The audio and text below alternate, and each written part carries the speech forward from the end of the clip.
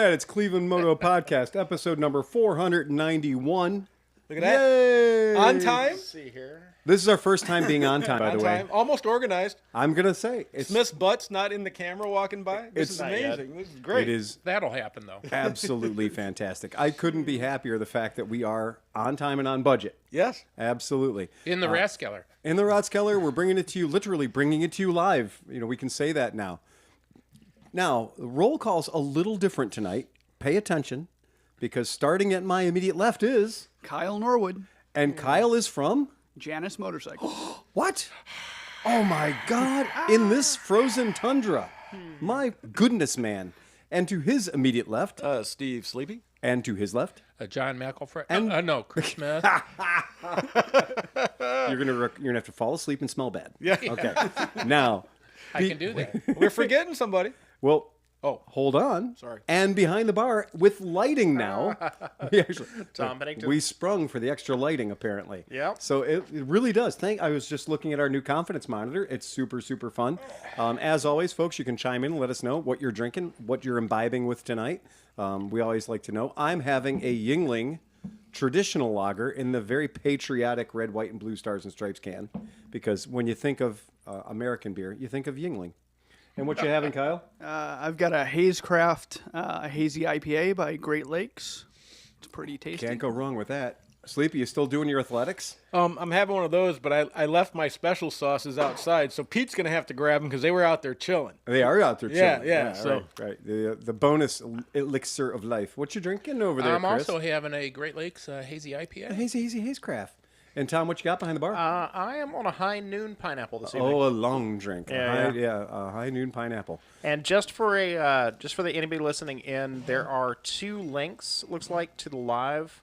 One of them is still showing, waiting for, and then one of them is actually us. So Oh, really? Yeah, the we waiting might one. have to actually go back. I can't delete old ones. I have access to edit things, but I can't delete things. I have a way to fix that. Yeah, so you have to go in and delete the 17th.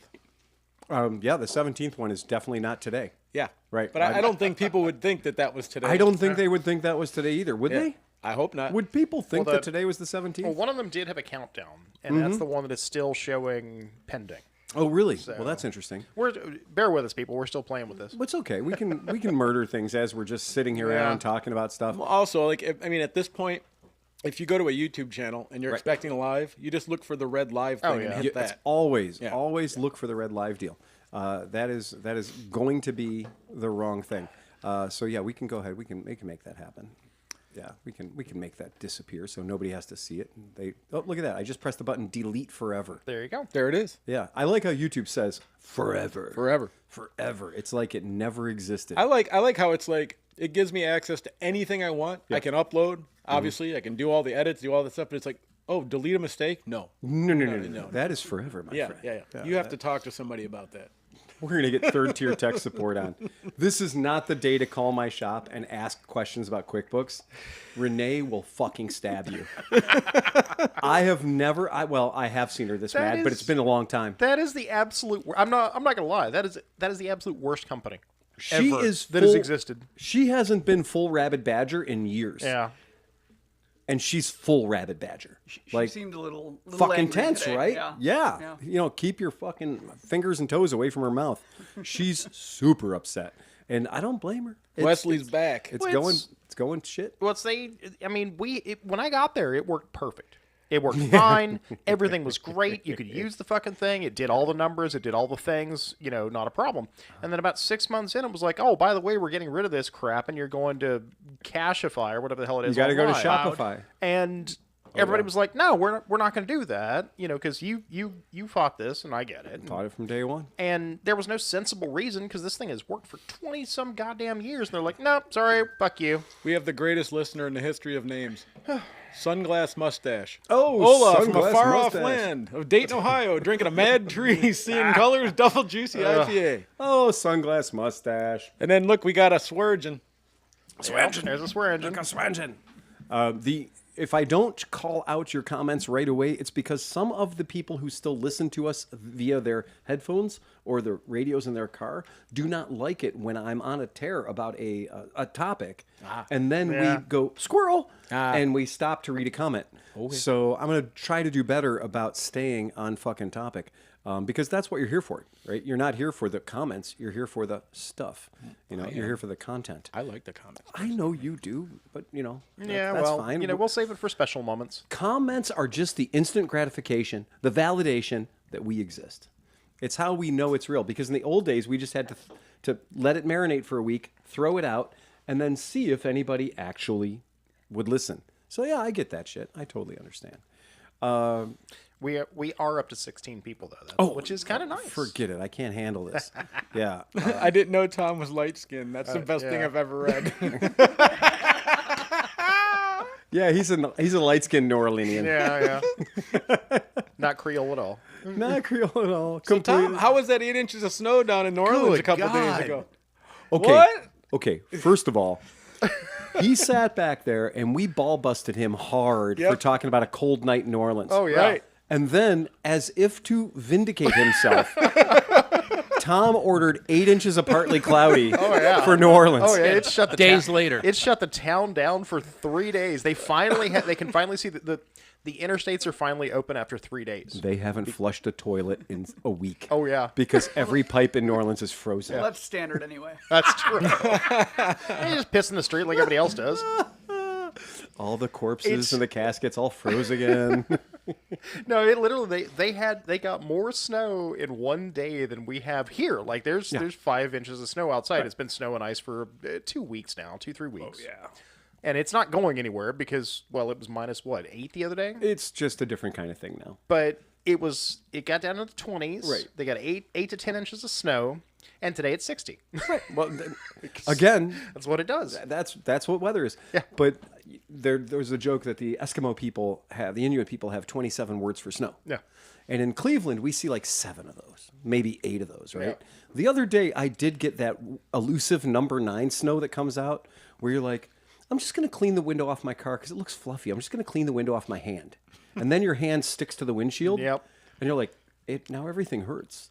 It's painful snow. And that's that negative 5 degree snow. Yep. I had forgotten that it has to be warm enough to snow.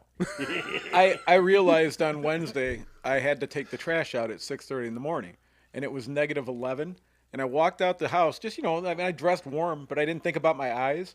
And by the time I walked through the driveway, my eyes were freezing. Oh, like it was weird, man. That was a very strange day. It was just a bad time to be. And I have to tell you guys, this really bothered me. It really hurt me to my core because I have not 1 but 2 brand new motorcycles at my shop that I want to ride, and one I can't. I mean, one I don't. Right?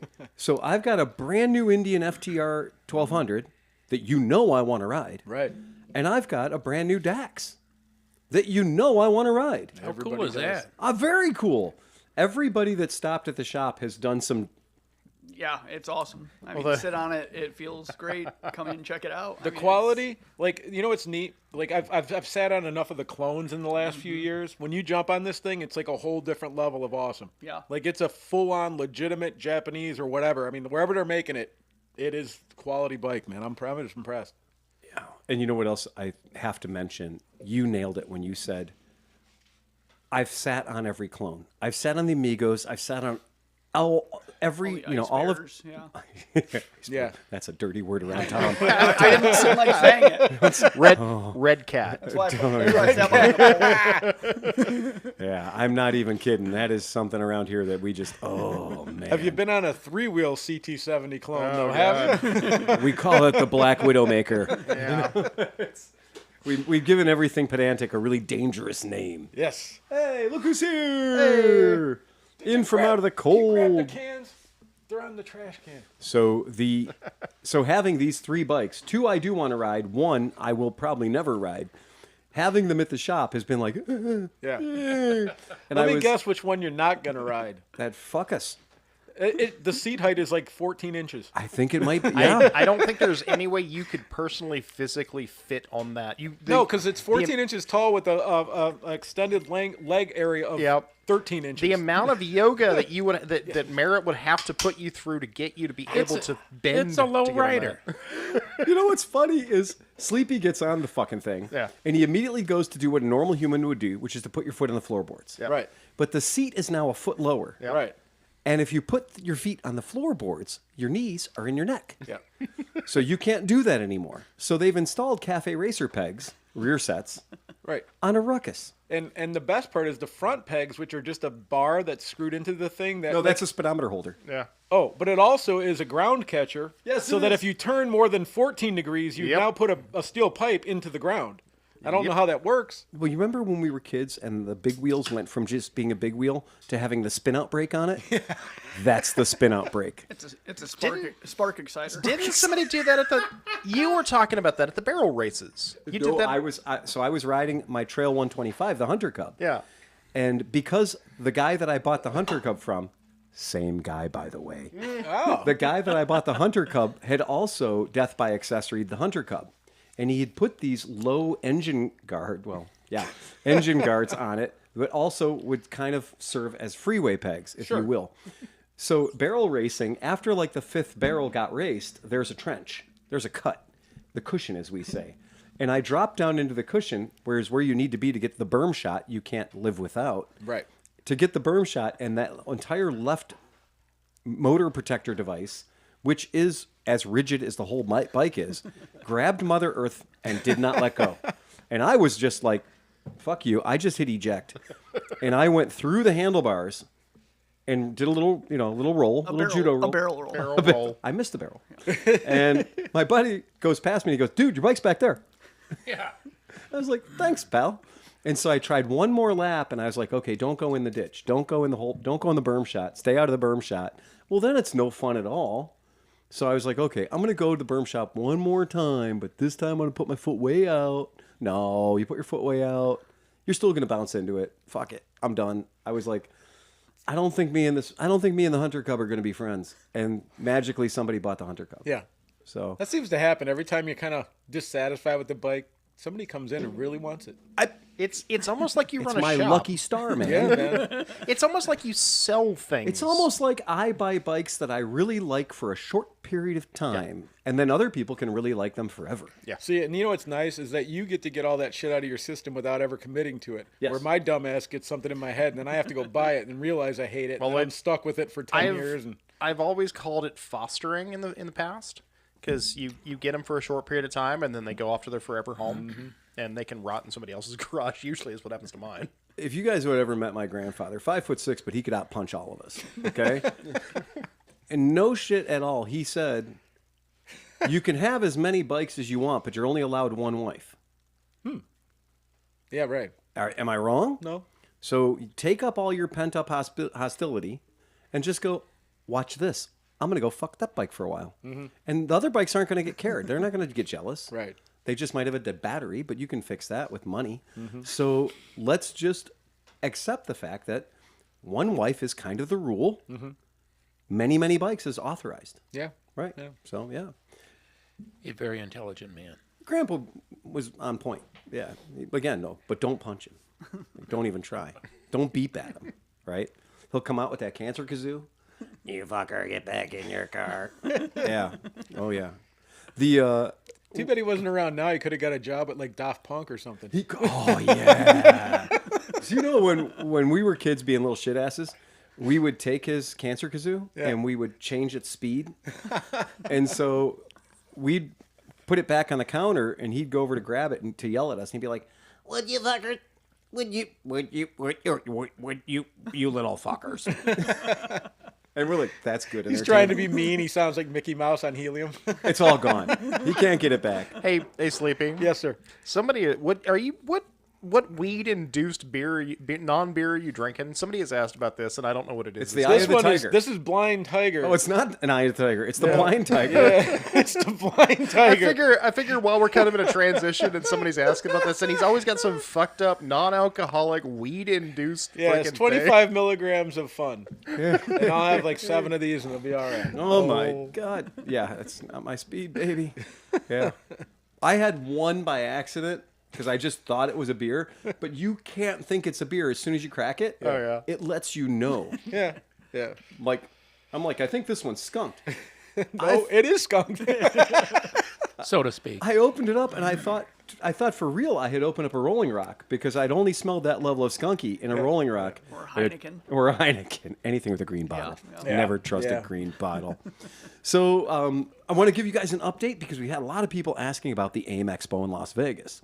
And plans have, migrated, or plans are shifting, plans are changing, which is how it should be. We are staying, for people who want to know, Wednesday night and Thursday night, we will be staying at the Hampton at the convention center or by the convention center. We're only doing that for the free breakfast the following morning because if you've ever tried to buy a breakfast at the convention center, when you do find a bagel sandwich, it's $18.50, right? And it won't be good. So the food pickings at the convention center are pretty fucking bad. So show up there already fed. Do not show up there needing to be fed. Although Parts Unlimited did promise us that they are going to have a coffee station. Okay. Thank you, Parts Unlimited, right? I need to know the guy who's got the bratwurst station, the hoagie station, because when we used to go to the Parts Unlimited, or we'd go to the big indie dealer expo, every booth was trying to feed you. Oh, yeah. Their whole goal was to keep you in their booth a little while longer so they could get your signature on that commitment for 200 helmets for next year. So, like, Fulmer's sitting out there with 7 kegs of beer. Right. And you're like, that can't be legal. And then after the second or third free beer, you're like, this is fine. Yeah, that's great. I don't ever need to leave again. No, but you also still have helmets from Yeah, I was that going year to say, at how many your helmets shop. you have?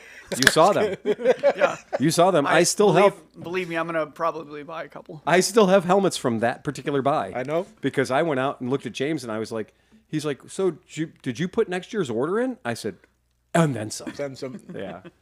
Yeah. Back in the day, you could really leverage a company. They'd give you good thick carpeting to stand around on after a 3-day trade show Yeah, which On concrete. on concrete, which Yeah. Kromke's finding out right now at the SHOT Show. He's Well, like, that's what everybody. I remember the indie show. Like everybody would want to go out and party at night, which occasionally I did when I was much younger. Yeah. But the other years, it's like when the light shut off at the thing, I hit the hotel and your legs would just be up, just swollen. please get the blood out of your Yeah. legs. So we're thinking about getting you a handicap scooter. The Sleepy's knee isn't weird. So wait, are we talking about the AIM Expo? We are talking about the Oh, AIM let me Expo. put this graphic up that I worked so hard on. There it is. Yay! Look at us. Look at us. We're prepared. We're prepared. It's almost like we do this for some reason. It really is. Well, this event requires a lot of walking. This event, between you and me and Robot and the Misfits, Yeah. we have a hell of a crew. Yeah, we do. I mean, I'm going to say that again. Misfits and Clevelandmoto. When we say misfits, we know it's going to be Liza. Yep. Miss Emma? I believe Miss Emma. I believe Jim. Naked Jim. Awesome. I know. He's my dude. This is Oh, all yeah. cool, right? This is all Yeah. great. And yeah, I'll say it out loud. I wish Knock was coming. Yeah, right? we love I Knock. would Well, love to fuck see. Knock, but- I would love to see Stumpy John, like the whole Oh. thing, right? I would want all of them to be there. I forgot how many there are. Right. There's so many good ones. But I think we're gonna see Craig. So I'm pretty happy with all the people that are coming. Look, anybody who shows up makes me really happy. Robot's gonna be hanging with us, so we're gonna have Robot there for people that want to. He is signing breasts. So Robot will sign your. Yep. If you whip a titty out, I'm sure Robot will sign it. That's it, fellas.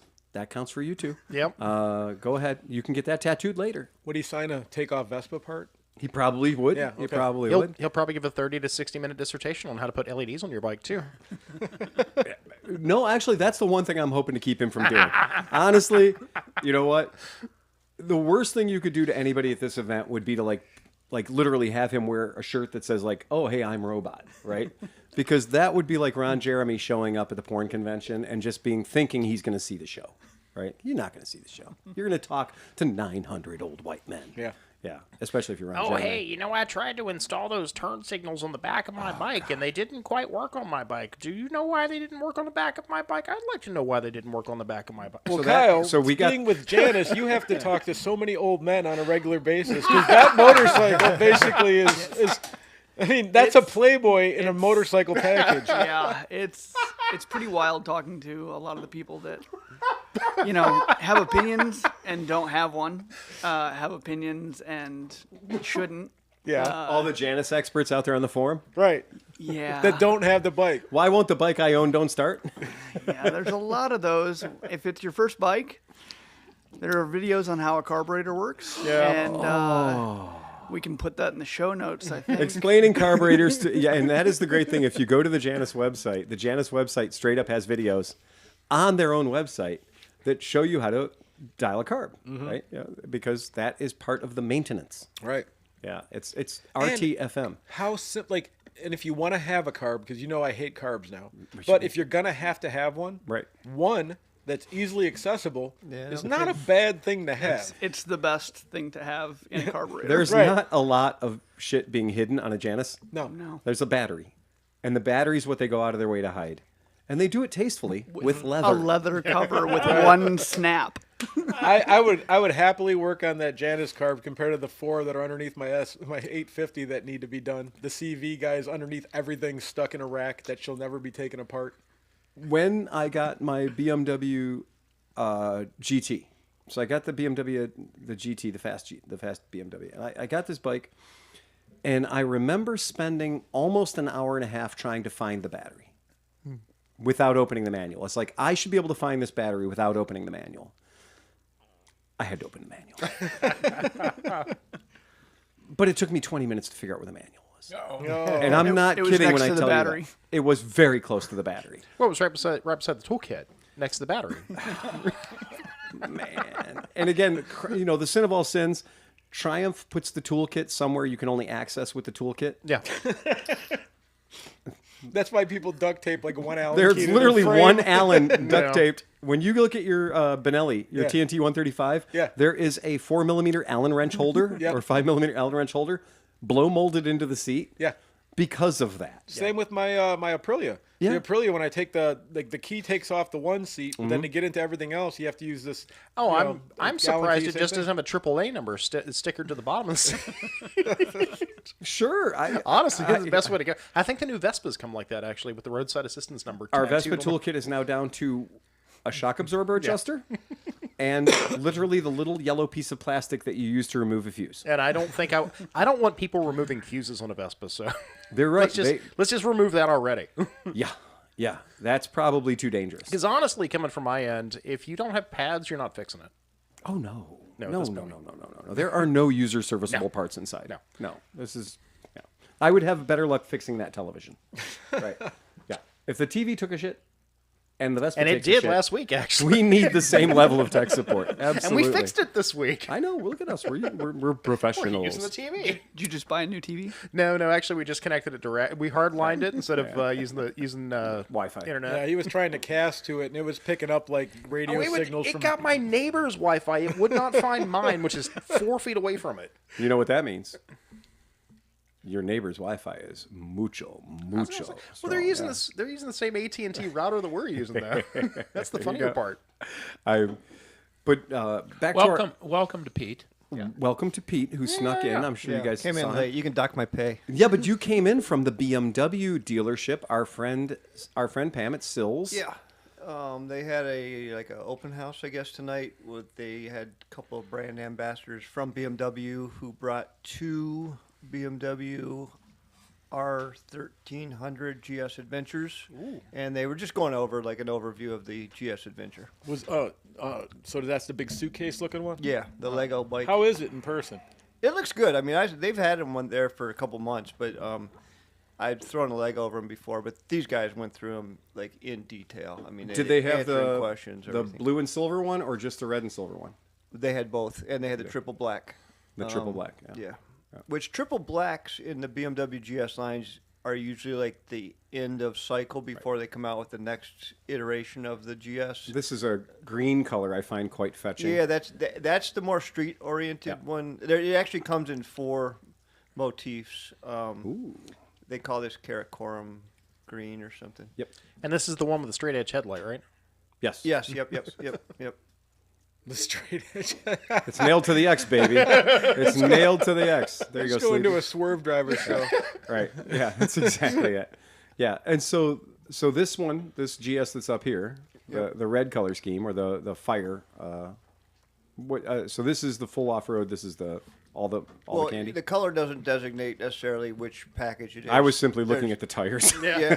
Well, okay, so that's I a was good point. cheating. There are different Tires and wheel packages. there sure That's are. the spoke wheel package, which is the most off-road oriented. Mm-hmm. They do have a cast wheel, but they also have a forged alloy wheel that's somewhere in the middle.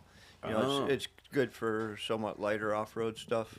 If you want to do true off-road, you're going to want the spoked wheels. Is the forged, that wheel that you said is kind of a dual purpose wheel? Is that forged wheel? Is that a 19 in the front and a 17 in the back? You know what? I didn't look, but I believe so. Okay. The bigger GSs usually run 1917. Yeah. Like my GS, the F800, is a 2117. Exactly. Right. If you're going to go and actually play in the dirt, 21's a really good thing to have Yeah, out in front yeah, of you. yeah. It really is. So that's cool. Anything else they had fun there? They had a nice turnout, and they gave away some good door prizes. They gave away like a heated jacket and some Butler maps, and Pam gave the history of Sill's shop there. She's fourth generation there. You know Pam well. Oh, yeah. And then there's a lot of moto perverts I saw there, people I know, and met some new people and some people from the BMW club. So it was more of a social event for me. I mean, I was already familiar with the bike, but just something to do on a cold Cleveland winter night. Absolutely. And Sean Thomas, who was the BMW ambassador that was there, he's from California. He was complaining about the Cleveland weather, and I said, this is the warm up, buddy. We bottomed out a couple days ago. Yeah, really. Not joking at all, too. And for a lot of people that aren't familiar with living around here and dealing with this is when your car is going to take a shit. Yeah. Hey, This is my alternator died last night. Tom found out, right? Negative 5 degrees Frankenstein will find the weakest link in your car. Yep. It just Yeah. absolutely will. If your battery, when you went to start, has ever gone "Roo," one time, Oh yeah. it's done at Yep. negative 11, man. Yep. It is so true. We at the shop, we have the bike, we have the truck for the shop on a kind of a battery maintenance regimen because we have to move the truck every day to open the front door. The Yep. truck is our security system, and I think it's hilarious that sometimes when I go to move that truck, I'll hit the key and the truck will go, "Oh, not today, motherfucker." And I'm like, yeah. I'm sorry. You said what?" Hit the key I'm again. not awake yet. Yeah, it's Hit the key again, and it goes, "I fucking told you once." yeah. And I'm like, "You bitch." And I'm like, "Don't make me get my jump box." Past couple times Renee started it up, it has been really cranky. So that's why yesterday I let it run for 45 Yeah. minutes. I just let it charge itself naturally. And Well, it only moves 10 foot at a time. it moves 10 feet at a Like time. me driving into Napa to get Right. parts was like the longest it's driven in months. That's why I warmed it up for 45 minutes yesterday. So it would start for you twice in a row, right? Otherwise, asking it to start 2 times in a row Oh, no. is a big ask. It That's was why so. you should have taken it instead of the Uber. Right, Yeah. that's it. Yeah. Well, I think it's funny that you said it that's gets 2 minutes. cranky. yeah. It was so cold. So me and my wife were both working from home. I was editing videos upstairs. She's downstairs in her little office. And we didn't have any dishes, and all of a sudden I hear the dishwasher running. And I'm like, why is she running the dishwasher? But I'm working and I'm not paying attention. Right. So after about 20 minutes, she's like, hey, why are you running the dishwasher? I'm like, I didn't run the dishwasher. And I go and I look, and our kitchen is now just water. Yep. And something had burst, and there's just fucking water. Dude, Yep. it sucks so bad. And then, of course, it was like as a meeting was starting. So I'm like on this meeting with like 30 people at Summit, like, I have to go. My dishwasher exploded. They're like, yeah, I'm sure it did. Well, I saw it for years when I worked in the fire service. It's like you didn't see the freeze during the freezing temperatures. You see the freeze on the backside of it when it thaws. Right. So people's pipes would freeze, and then when the temperature would get up above 30, it's like when it starts thawing out, that's when the water starts running again. And It's That's, interesting. that's why I'm so grateful that this place is so well insulated and there are so few pipes. Yeah, having not many pipes And no water service. And no water service. yeah. is a really good idea. Yeah, the less pipes you have, the better. So we also went to a motorcycle seminar or motorcycle display. Yeah. Yesterday. It was Yeah. yesterday, wasn't it? Oh, okay, you guys went to the Triumph? We went to the Yeah. Triumph launch at the Yeah. House of Blues, which had a very, very high production value. Yeah. There was a live music, It was good, man. it was good. He was a solo dude with a guitar and like a drum machine, and he was just like Jerry Garcia for like 3 hours. Yeah. Did they bring the talent, or did they hire somebody local He's here? been on tour the whole thing. Okay, so he's yeah, traveling with them. he's Triumph's official guitar slinger. All right, that's Yeah. cool. That's a pretty good gig. It was good. He was a nice kid, man. Triumph did 13 stops on this whistle stop tour. Remarkably, Cleveland is one of them. and that's well earned because our local Triumph franchise, Kirk Compton and the guys from State 8 Cycle and Cleveland Triumph, they've earned it. They have put themselves in the top 5 over and over again. Kirk's been here, or you keep saying he wants to come here? He wants to come here. Okay. He likes motorcycles and whiskey. Well, yeah. And When that's we kinda interviewed- that's kind of what we do. When we interviewed him last night, he had to put his whiskey down to be interviewed. I didn't realize that. Well, whatever. He's been in it for a long time. Well, he sold you one of your first bikes. He sold Yes. me one of my first bikes. Right. So, Yeah. kind of stands to reason. Yeah. And the fact that when he sold me my first bike, which would have been when I got back from the Army in 1990, my first American bike, when he sold me my first American motorcycle, when I was out, on leave, he sold me the bike. That was a long time ago, right? So, When even you say he sold you your first American motorcycle, you mean your first American in America? Or? the first motorcycle I ever purchased in the United States. Okay, so it wasn't Harley. No, he sold me a Honda CB750. But it was so funny. Like, if you think back to before the internet, right? Yeah. Like, it was like where he worked, which we're not going to, whatever. But I like, can totally, we can say. Oh, okay. He was operating out of an Amish village called Worcester, Ohio. Yeah. If you live there, you pronounce it Worcester. Yeah.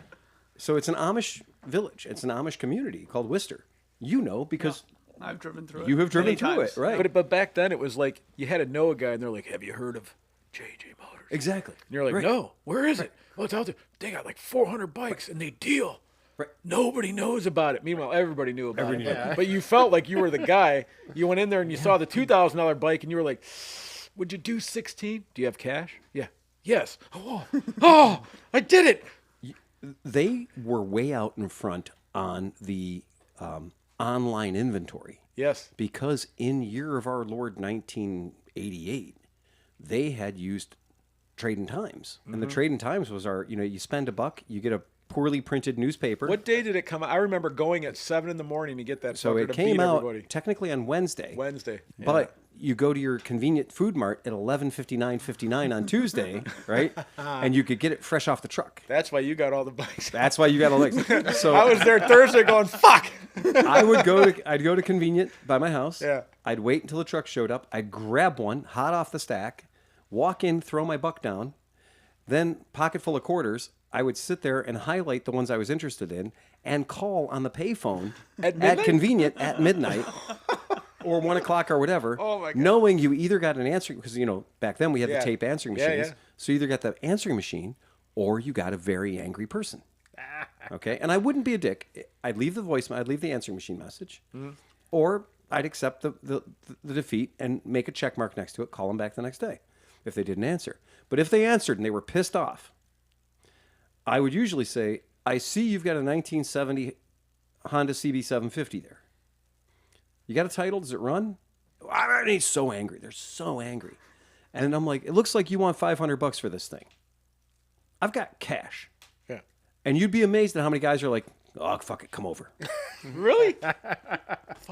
Yeah.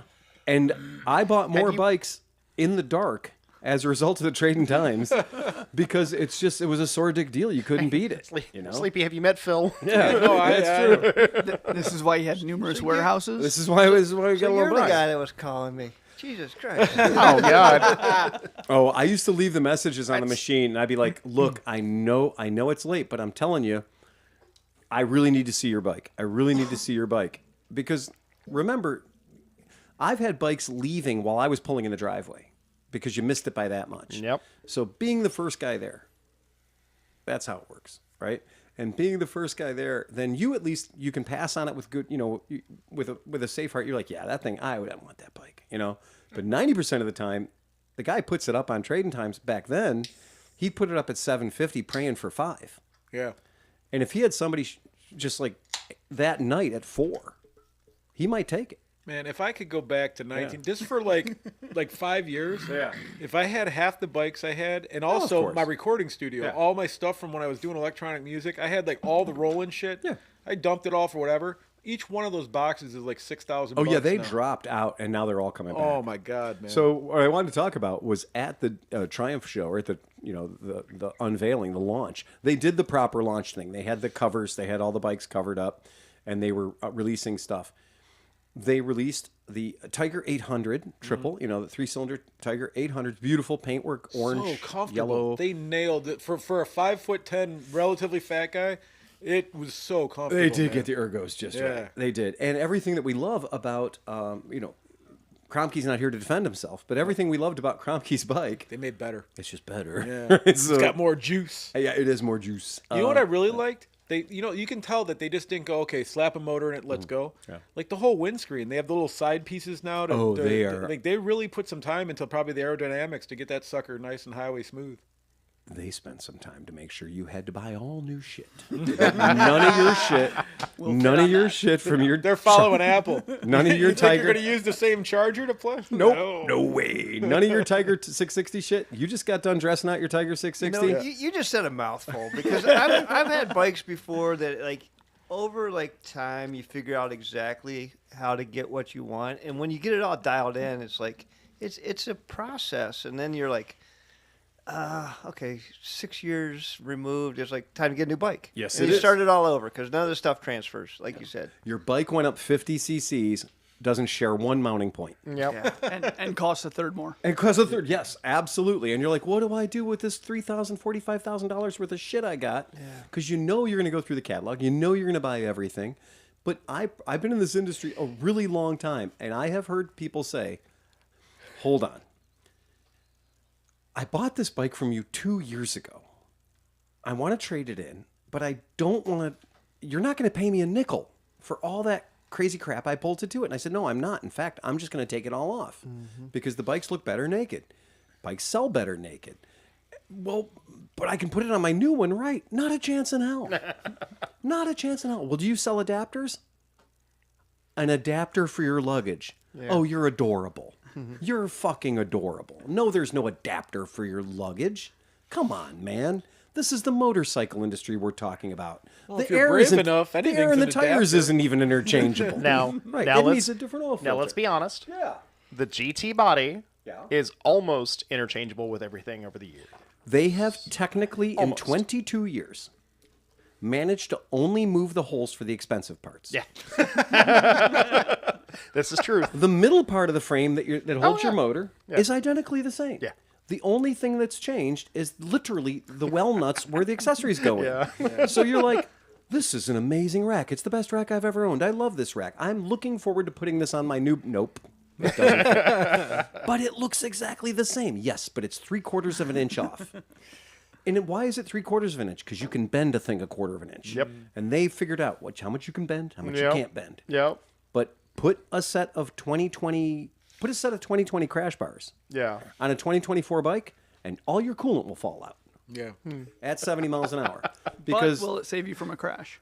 no, it just cuts, no. it cuts right through your It's coolant lines. actually what I have been told over the ages is anything considered to be a crash bar, and it doesn't matter what it's on. Right. That's the important part. Is it does not matter what the vehicle is. Crash bars are just damage multipliers.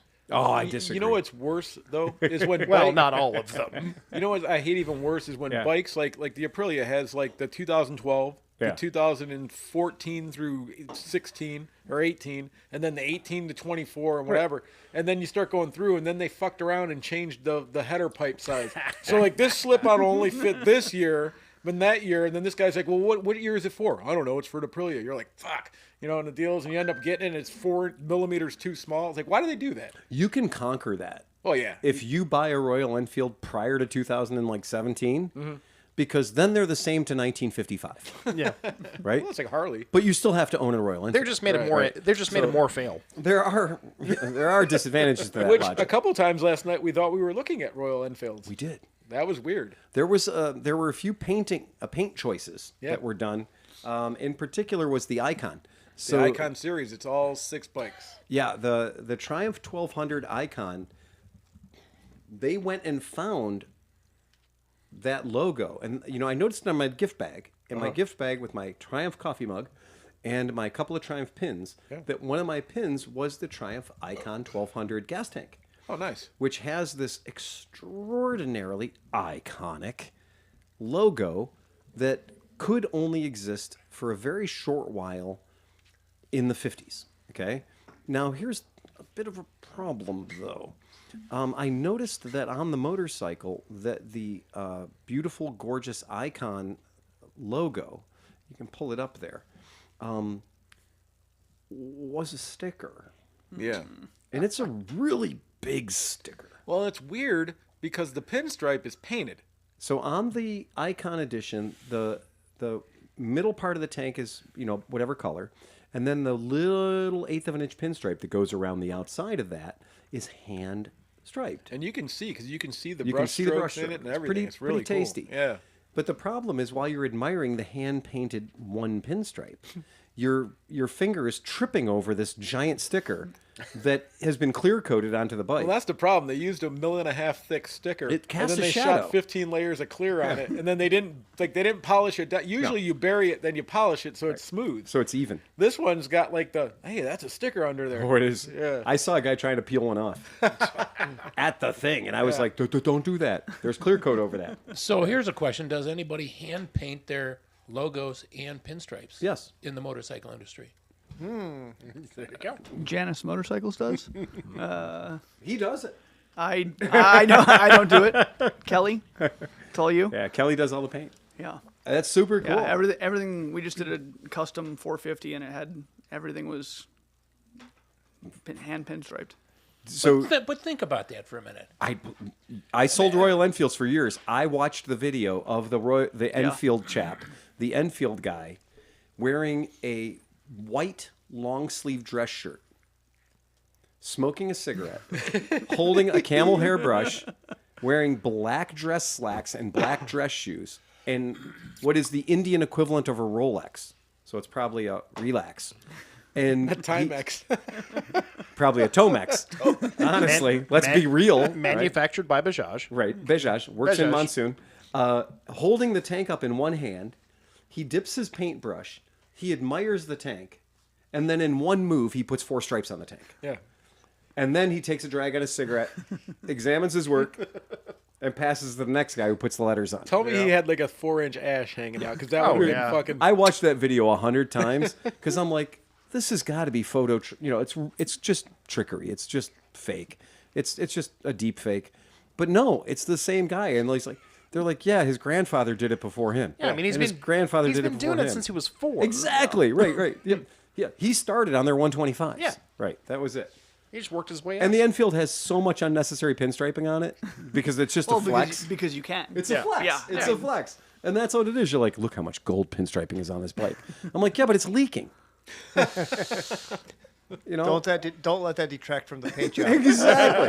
As long as it's not leaking on the paint, you're okay. Right. Exactly. So at Janus, has anybody ordered like a crazy custom paint scheme? Like, do you guys do that kind of stuff, or is it just you can just pick and choose the colors? And It's mostly the colors, but I mean, we do have some custom graphics that we do. Oh, cool. It all depends. We did a custom bike for Milwaukee Tools. oh yeah, And it had custom two-tone on it and white walls and their pack-out boxes instead of our Oh, yeah. saddlebags. So oh, that's kind of cool. Check Yeah. this one out. I'm going to throw this up so you guys can check it out. Yep. Pete, this is Pete's bike. that's Is that Pete's? That's not Pete's. But Oh, that's but it's similar. Similar. Yeah. Yes. This one's 156. His is like 40 or something, right? Yeah, it's like 42 or Yeah. 46. Yep. So that's that color. Yeah. That's wild. It matches his Jeep Wrangler. All right. Strange flex, but I'll allow it. Yeah. That's a good looking bike. It is a good looking bike, isn't it? Yeah. Yeah, it's a good looking bike. And I was just thinking, when I saw this, I was thinking about the last scene of the TV show MASH. When the helicopter's flying away and BJ Honeycutt comes up with this yellow Harley Davidson, this military Harley Davidson that he stole. And like, to fool people, he's going to paint it yellow, right? A military Harley Davidson, and he goes up to the helipad, as they're just signing off of a TV show that ran forever. It was a big part of my childhood. And it ended with a lightly stolen motorcycle painted yellow as though to conceal the crime. And so I like old motorcycles that are painted in bright, bodacious colors. Yeah. Right. So I like that. Light blue bikes. I like the white bikes. I like all that stuff. And Janus also, they look great in military green, always. I like the 250, but the 450 is really a good looking bike, man. It is a really good looking bike. Yeah, I have no notes on I'm going to this. give a plug, too. If you've never been on the Janus website, to go on there, and you can build like a custom bike on there. You can pick your tank color, your lettering color, your background or accent color, pinstripes. You can put together some really cool shit on there. Pinstripe the rims, all kinds of stuff, and you can do it all like virtually on there. So Kyle, I know a guy that just bought the pedestrian slicer to put on his Honda Hunter Cub. Yeah, That's right. yeah. They Who's they're- that? Who's that? Petey? I think I have a picture of it. Oh, Oh, you do? We have a box of those. When we were Enfield dealers, I couldn't sell a single Enfield without that number plate, right? Oh. Nobody would tell, like, people were like, you know what it needs? It needs that license plate on the front. And I'm like, the pedestrian slicer. And they're like, I don't know about that. And I'm like, well, it's never been compulsory in the United States, so it doesn't have that same panache or that same sting that the sardonic British humor likes to put on everything. And so I contacted one of the guys that we order parts from in India, like a lot of parts from. And I said, I need to get some pedestrian slicers. I need to get some front number plates. For which bike? For the Royal Enfield. It doesn't matter because they all have the same front fender, whether it's a 350 or a 500. You don't even need to be specific. He goes, okay, great. How many do you want? And I said, A box. 50. And he goes, we can't do that. And I said, okay, 10. And he goes, no. We start at 200. Yeah, the other way. We start at 200. We sell them, like Chris says, we sell them by the box. Gotcha. And the box showed up, and the box was exploding with number plates. No, Yeah. Chris, they were just thrown in there. Yeah. There was not a piece of packing material. It was just a low grade, like a grade Z cardboard box, a whole lot of tape. And when I opened it up, there were 200 pedestrian slicers, and they were separate from their little bracket that holds them. And you think, how tough could that be? It's a U-shaped bracket. It has threads going down through your, to catch on your tire. And then it has one little bolt that you put through to hold on to the front of it, right? Right. Simple. Bob's your auntie's husband, right? This couldn't be any easier. Not one of them fit. The usual solution was to ignore the holes that they drilled, mount up the brackets, mount up the verticals, put your pedestrian slicer in there, pick which one of the two holes you wanted to use, and then drill your new hole on the back. Because everything that we bought from them was fucked up like a soup sandwich. Never, ever did we get anything that came out of the box that was exactly like what we wanted. Right. And you're like, okay, I guess that's why they were 38 cents a piece. That was it. Well, I can say the one that I bought from Janice was beautifully made, and I drilled the holes very precisely after I removed the front fender of the Hunter Cub, and it met the contour of the front fender, and I was very happy with the way it came out. What I haven't decided is what artwork I'm going to put on it yet. So, Right. It's just blank right now. Unfortunately, he put it on before doing the artwork. did you put it on? all right. Did you put it on the right way or backwards? I put the fat head in the front. Okay. And the, Just checking. Oh, well, it's funny you say that because my brother said it should go the other way. I was like, no, it shouldn't. No, your brother's wrong. Yeah, that's what I said. Yeah. So are about half of my customers. Okay. Because people come into the shop and they're like, look, I put a pedestrian slicer on. I said backwards. Yeah, and it's They went, what? way easy to hit the headlight bucket. You're almost guaranteed. Well, Yeah. And Almost that was a guaranteed. concern. I had to check the travel of the suspension. Right. Like, is this going to come up on there? But there's no way. Mine's not going to strike it. So. Yeah, there's a reason they have that jaunty bevel. There's a reason there's a shape to it, and we found that out with the Enfields for the exact same reason, because suspensions travel. And when suspensions travel, they break headlights. Go figure. Was it like, yep, we learned a lesson the hard way then. Yeah. And I'm like, too, from an aesthetic standpoint, what maniac would put it the other way? Right. Yeah, Doesn't that's make what I any thought, sense. right? Yeah. It looks silly. Tim. Yeah, right. It's supposed to be leaning in there. Yeah, well, It's after he broke his leg. Everything's changed. everything's now. tilting. Yeah. Everything's tilting to the side.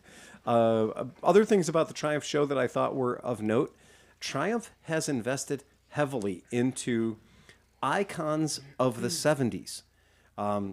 In particular, they the Elvis Presley bike. I went ahead and I pulled it up for us. So the Elvis Presley bike is right here. I did not know there were two versions of this bike. This is the version of the bike we saw, which has the word Elvis tastefully done in the light bulb style flash. Elvis. But what was the most important part? So the most important is the front fender has a little TCB on it. There you go. Taking care of business, right? And that TCB every damn day is on the front fender. And then it's got the little, so there are Elvis Presley signatures 3 places on this bike. On these side panels, behind the fake Amal carburetors, are little nice signatures of Elvis Presley's handwriting. And that's not bad. It's crazy that they built these bikes before he died. I know that he signed Every all of these single bikes one. 3 times each. Right. At least with Steve McQueen, they dug up his grave, they cut his hand off, and they made the shape with his hand. Right. Hey, speaking of Steve McQueen, did you Yeah. see Jerry Seinfeld tried selling Steve McQueen's Porsche last week? I at the did Beacon Mile? not see that. It went to the Porsche 917, I believe, was the nomenclature, the golf blue one with the orange stripe. Yeah. $25 million. Oh my God. Did not sell. Yeah. Yeah. I don't know what the reserve was on it, but it was just last weekend. That is the most iconic Porsche in the world. exactly though. right. Yeah, yeah. That's the only reason I bring it up. Yeah. Is that Meekum? It was Yeah. at Meekum, yeah. It Kissimmee. That car has inspired so many paint schemes on so many vehicles. You can throw it up, Sleepy. Yes, sir. There you go. Oh, Yeah. If you didn't have one of these as a toy, did you really 70s?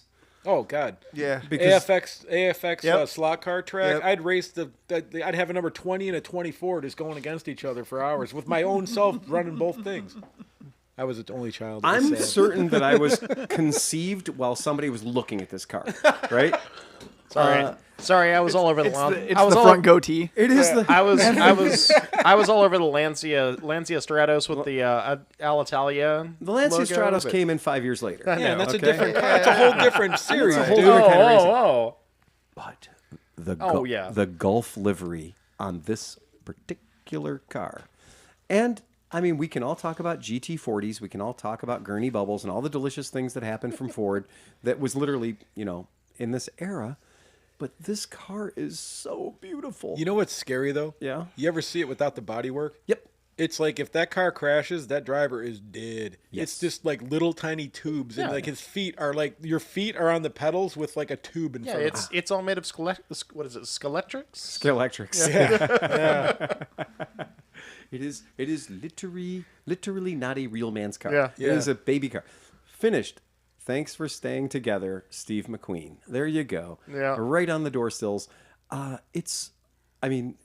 you look at these, I have been inside of historical race cars where they have said, you're not allowed to push your feet forward against anything, else you'll bend it. Yeah, it's made out of tinfoil.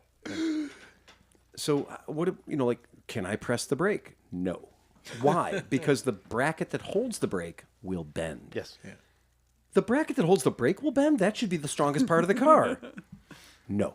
Well, maybe it's It because had to be lighter. Yeah, and also they probably had it positioned so that the person that was driving it Yeah. at full extension couldn't bend it. Couldn't But bend it. you and your 6'30", seam. Yeah, for real. So I Well, just... these guys are like the size of jockeys. Right, right. And not Dan Gurney, because No. that was the reason. Ford built a car, put their driver in it, and they couldn't close the door. Yeah. And it's really hard to race a car with the door open. Have to cut his knees off. I think they measured him for the car, but they forgot to take into account his helmet, and so they had to put the bubble because when he had the helmet on, it made him like an inch or two no. taller. Yeah.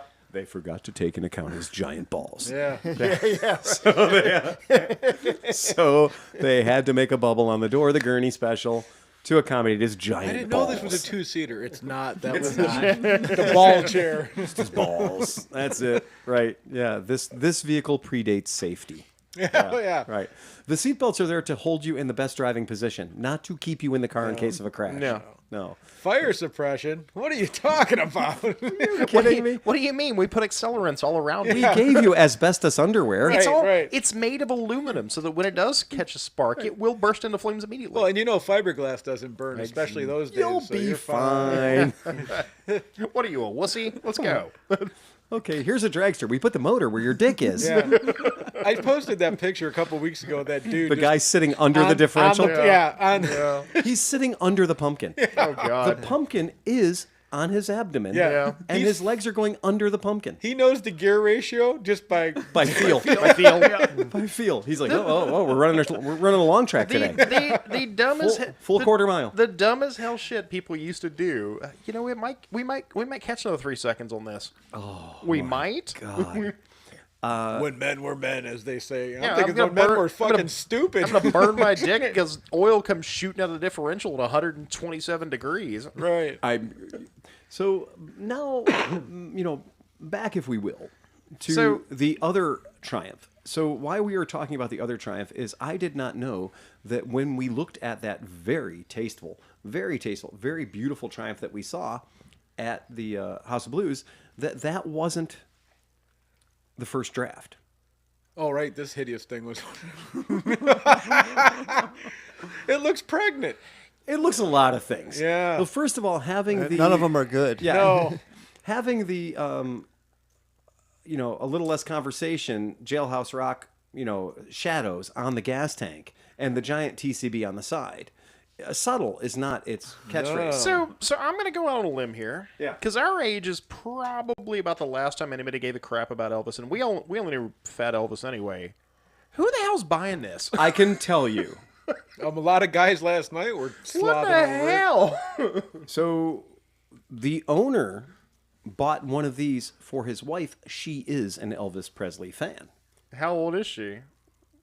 Older than you, Tom. Okay, that's fair. Okay. All right. But also last night there were several gentlemen there that were older with their London Ace Rockers jackets Oh, yeah. on and all that Okay. stuff, and they were slobbing on that and the Rocket and all the stuff. They were going straight up hard at this thing. Yeah. And again, I am a student of media my whole life. I have had screens pointed at me. I watched Elvis. I watched Evel Knievel jump many things on the 7 o'clock or 8 o'clock news. Yeah, if you grew up in the 70s, you Right. could. I mean, if you were a kid, Yeah, you couldn't escape Evel it. Knievel. If you were an actual kid that liked shit, Evel Knievel was your guy. I can visually in my head visualize the agony of defeat. Oh yeah. Oh, yeah. Oh yeah. You're right. Yeah, with the the deer, skier and the skis Elvis and and the falling down everything. and everything else, yeah. I didn't have to give you anything else. No. Right? That's what we were subjected Howard to. Cosell. Remember yeah. the Snake River jump or whatever? Oh my God. So we've seen all that. All the toys. Okay. Had to So have they're, the toys. So Okay. they're not marketing to anybody under 50. Hold on. I did a little deep dive. Well, all right.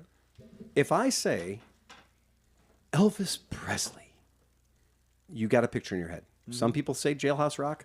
Some people say Blue Hawaii. Dying on a toilet. Blue Hawaii. Okay. So, all right. Fair enough. Now, when you say Elvis Presley on a motorcycle, it's always a Harley Davidson. It's always, ever fucking time. Southeast Harley Davidson had Elvis Presley's Harley Davidson in the front of the showroom. That's right, they did. Since I was 3 or 4 years old, whatever it was.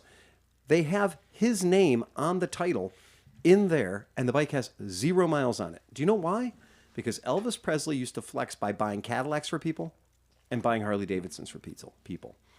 They said that at Graceland that there were over 60 Cadillacs that were owned by Elvis Presley that he bought for people that just never made it to their intended recipients. I, in my life, have sat or looked next to at least 7 different Harley Davidson motorcycles that were owned by Elvis Aaron Presley. Usually FLHs, usually Hydroglides.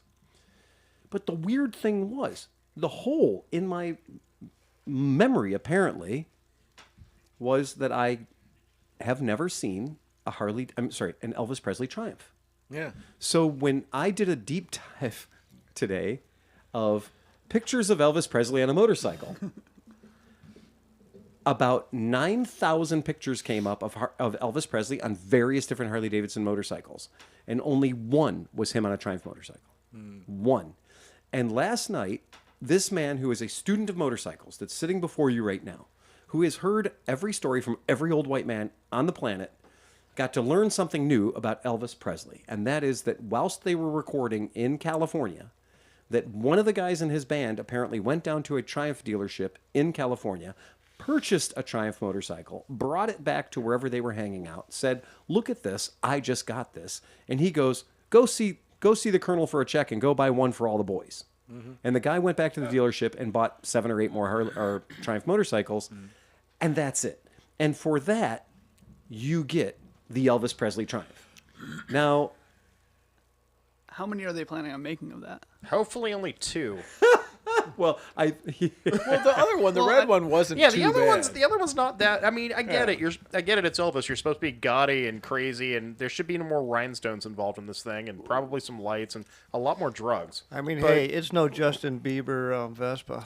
You know, I was a little disappointed by the We Justin just Bieber. hadn't asked about that Scott's Moto Adventure. If you look up here, just asked any Biebers laying around. Oh, there you go. Well, Look at yes, I that. do. I will send you over to my friend Johnny Chef in Chicago. He has a number of Biebers. I think he might even have a still fully Biebered Bieber, not the de-Biebered versions, because I know that Johnny also got a bunch of his Biebers and de-Biebered them, and put all the White Sox, the Red Sox, the Blue Sox, the Black Sox, Yeah. all the different sports teams. He put them all, emblazoned them all with the different colored The stockings. blue sock. Because I was, That's you know, the one I th- want to see. The blue I think- stockings. I think my biggest problem with the Bieber was it wasn't ostentatious enough. Like it should have been more. Oh, like yeah. bedazzled and crazy in it, and it was just kind of bleh. Yeah, So but if you want to throw this picture up, here's a picture of Elvis Presley in a Triumph. Oh wait, he's on a Harley. Shit. Fuck, missed it by that much. But that looks like the Speedmaster from last night. He's To the Triumph right. adjacent. He's Triumph adjacent. Yeah, okay. Well, there you go. So you can find pictures of Elvis Presley in a Triumph. No, actually, I'm poking fun at them. There are actually several. Most famously is this one. I'll pull this one up just so we can see it real quick. Right quick in a hurry. There's a picture of Elvis Presley on a Triumph motorcycle. And I will tell you that in this era of Elvis Presley's life, it's clear he does not know how to ride a Triumph motorcycle. He's looking down at that throttle, and he is mystified. Yeah, I'm not sure what's going on here, but Elvis found the wrong time to stop that motorcycle. For those leather boots and the fancy jeans he's wearing and that bodacious belt buckle. He's in the fucking desert and he's going to stop in the only puddle. That's exactly. 300 miles. We need to make it look like you've been. His shirt has never been cleaner. That shirt came out of the box 5 seconds ago. He's got a giant turquoise bracelet on his left wrist, and he is looking at this motorcycle like it's filthy and I want off of it. Well, look at his hair too. It's styled. But His again- shirt isn't dirty, but his pants are slapped. I don't think he rode to the scene of this picture. No, because look at the tank. The tank is covered in mud, and everything above the tank on him is not. I think the dirt on that motorcycle is 5 years old. That could be. I think that patina is paid for. Steve McQueen got dirty and then Yeah. Elvis came Yeah. and I jumped think that's on it. Yeah. Steve McQueen a patina. yeah. Yeah. Steve McQueen wheeled past him and got him dirty. That's what I think happened. you're right. But I do think this photo is staged because this person is not as dirty as or as wet as the bike is. Yeah, no. And if you even But drove, everybody around him is. but if you even drove into that puddle the 6 feet that he's into it with no front fender, Yeah. your entire Oh chest, yeah, he'd your, have Yeah. schmutz all up his face. your entire chesticles have been covered with muddy water. There's no way you get away that clean.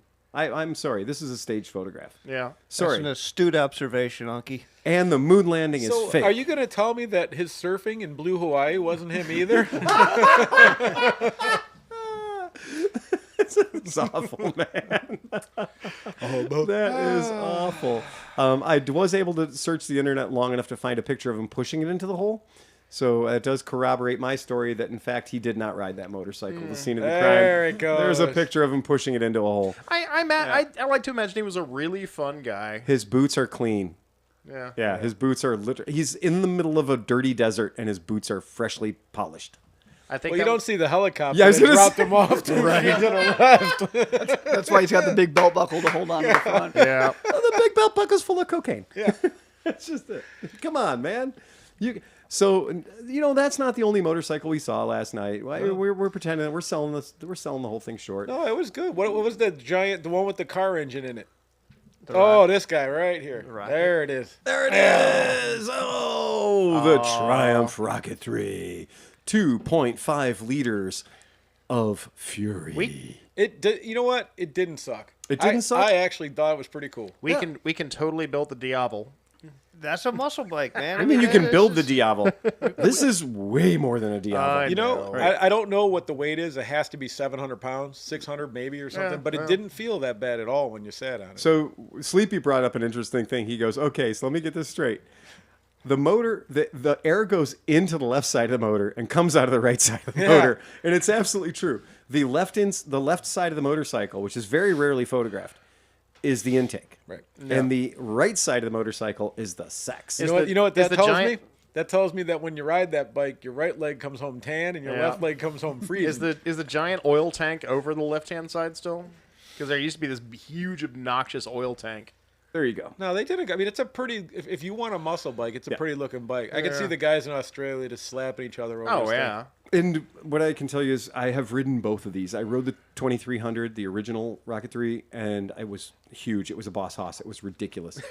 And every part of it was comically over enlarged. Yeah. So like every cover had another cover on it, right? It had chrome intake enhancers Yeah. that went out a solid 3 inches from the side of the motor. And you're like, why is that even Well, there? if you look at the back of the tailpipes Yeah. on this, they do have like 3 or 4 different concentric rings just for no reason, just to make it look more like ringy. Well, it's the only thing that comes to mind whenever everybody tells me about a Rocket 3, and I don't care what year it is or what model it is, wacky racers. Yeah, it's That's just that's bonkers. all it is. It's just It's there's another- no reason for this. It's another kind of a car motor in a motorcycle Exactly. is what it is. I do like the fact that it's an inline. I think that's great. Yeah. I think it's a 3-cylinder. I think that's great. Yeah. I think it's a hell of a lot nicer and a Somewhere hell in of a lot more MG fun. is missing a motor. Yes. Yep, that's right. That's exactly right. But anyway, we did figure out that if you parked the Evel Knievel next to the Elvis Presley, that they would get drunk and burn your garage down. Yeah. Collectively. How do you keep the Evel Knievel from jumping things when you're not near it? So every time you go in the garage, does the Evel Knievel have more broken bones? Right. It's just. And So how they- long until it punches a cop? So as a pseudo Triumph guy, they did they did the Elvis Presley and they did the Evel Knievel and they've done the obnoxious Rocket, whatever the hell number 3 now. They haven't done a Jubilee. Well, I think that they have. So I have owned a Bluer Jubilee. Okay. So Triumph in its history has done several Jubilees. So they've done them in the Hinckley era and they've done them in the Coventry era Okay. as well. So when you talk about Triumph Jubilees, there's more than one. Yeah. Because, in England, what Tom's alluding to is that they tend to worship the Queen. Yeah. Oh yeah, yeah. And so they have Jubilees every have so Jubilees. often. Well, Right. And why would they sell that in the States? They wouldn't, right? Because they're actually really attractive. because they silver tend to be blue. pretty bikes. Okay. And they Alright. tend to Oh be no, pretty they're bikes. pretty. And- Like they're complete. The 76 that I worked on was complete they- garbage. They tend to be But pretty the nice. collar was brilliant. Yeah, they tend to be nice. And the Jubilees tend to be that kind of a thing where when you see the motorcycle, you're like, oh my God, what's that? And you're like, oh, it's the Jubilee. And they're just celebrating the coronation, the anniversaries of this. This is the should've- silver. This is the silver Jubilee. So the silver Jubilee is this bike. And it's real pretty. It's a really nice. It's really nice paint scheme. Like It's really cool. that. Yep, it's To really me, okay, give me that. Don't give me an obnoxious Elvis bullshit thing. Give me this silver blue. neat. Sure. Well, to Triumph's credit, Phil, if you can go to the Triumph site in Yeah. a minute here, the colors that they came up with for the other ones, man, they're getting kind of bold with the colors, but they're killing it. That white, blue, and orange one, I built a 50% airplane that was white, blue, and orange. The Oh, you same did? scheme, and it was Yeah. I loved it, and I saw that bike. Really, really cool bike. And that was a Speed 900. Speed Speed 900. Speed 900. 900, yeah. Yeah. Not the, wait, Speedmaster, Speed 900. yeah, something 900. It's on the site. I was on it this afternoon. Yeah, But they're- they do a good You were at job. work this afternoon. Oh, I had lunch. I'm allowed to eat, man. Yeah. Jeez. Okay, Triumph, you got to work on your fucking site. Yeah, all the right? site's a Your little site annoying. sucks. I want to see the motorcycles I want to see on. I don't want to click on things that you throw in front of me to make me click. That I do not like that. That is not bueno. They have the special editions and all that stuff. Yeah, it's Yeah, hard to find it. And you have to go and if you get stuck on a model, Yeah, then you have can't to go get out of all it. the way back to the No, motorcycle thing wow. and then flip through it. It's a pain in the butt. Yeah, that Website, needs some websites by work. Lucas. Well, it does. It really does need some work, and they're not making it easy on you, not at all. Because exactly, I know exactly what I'm looking for, and I can't find it. Yep. Right, and that's what sucks. Because I'm like, okay, it's a Speed Twin. Is that a modern classic, or is that a roadster? Yeah, I don't know. Fuck you. Fuck you. Is it a modern classic Sleepy, or is it a roadster? All right, sorry. Okay. Sorry I brought All it right. up. Let's move So on. what's a fucking roadster? Anyone want to know. tell me what a roadster I is? don't know. Because apparently the new Trident 660 is a roadster. Right. Right? The Speed Triple is a roadster. That's a fucking Street Fighter. Right. Right? Don't reclassify things from what they are. Don't tell me a speed triple is a roadster. Well, and then like so the things that you were talking about, the iconic ones, or whatever, Yeah. that are in their own category. So you can't even find them. Like if you go to the Scrambler things, they don't have the iconic ones there. You have to go down to the iconic things, and then they have all 7 bikes. Yeah, yeah. It's just, Yeah. it is so fucking, like, that website is designed to trap you. Yes. You're just like, oh, man. Okay, you can throw it up now, There Sneaky. you go. Yep. Look at that It's a guy. long way. That's a good looking It's a bike. long way to That- get a 1975 Le Mans paint job. Yeah. That to me screams, what is that, BMW M3 from the early 80s? The Yeah, Dude, just, I like that's just it. an M logo. Oh, I know. That's not even the whole car. That's That is true. just the That's M just the logo, logo. off the back. Yeah, that's not even the whole car. Yeah. I would like to have my entire motorcycle painted in the theme of an Alfa Romeo crest. You know, give me a snake. Yeah, that's it. Ooh, Just- Snick. yeah, a snake. You know, Snake. Snake. Yeah, it I was like so that. fucking- I like that I color. know, and it's cool. yeah. It's cool. And it is that idea of you make the bike interesting when you offer like 17 different colors Yeah. to the gas tank and stuff. Well, that's the thing. There's only one painted part on that bike. So for them to make the different models, they just slap a tank on Oh, it. we were talking about like I can't stand the black color of the Indian flat tracker, the FTR Yeah, 1200. yeah. I'm like, I got fucking any color but boring. Yeah. Right? And- Black is just what color paint isn't. And if you actually ride a motorcycle that's flat Yeah. black, you're gonna hate it in 5 minutes because already if you hate it. If I you hate have it a just bug looking at on it. it, Yeah. you're screwed. You're done. Yeah. It's done. And because I don't like to wash my bikes ever, so my point is like white paint looks pretty good. Thank you. Tom cleaned up a white bike that was just like under my truck for hundreds of miles, right? It was just salty, filthy, nasty. But it didn't look that bad, Yeah. right? Because it was white. And you're like, okay, you can kind of get away with it. That's why fleet vehicles are white, law enforcement white, because they look pretty good even when they're filthy. Get a black vehicle, and it is only clean while you're cleaning it. Right. Like, because the second you stop cleaning it, no, it's not clean anymore. But you know what's funny? Like usually when I buy a car, because like I just buy cars for transportation, I never get to choose the color. you don't of the pick the car. color. I'm buying the lowest mile piece of shit I can get for whatever amount of money. So Right. this Hyundai I have is black, Truck. and it has enough dirt on it now that it's just looked the same for about 3 years now. It hasn't changed, right? Because you've collected the right amount of dirt. Yeah, yeah, That it- more or less won't be No, and it obvious. doesn't look abused or anything. It just doesn't look cared for. It just looks dirty. Yeah. It's a dirty black car. Yeah. Yep. But meanwhile, when you try to sell, like the hardest thing in the world to sell is a black Harley Davidson. Oh, jeez. Because a black Harley Davidson by default must be clean, even in like the weird motorcycle genitals region. So Harley Davidson people will go up to your Harley that you just got done cleaning, that you diapered and like went through the whole damn thing, and they'll be like, "Shame you couldn't detail it."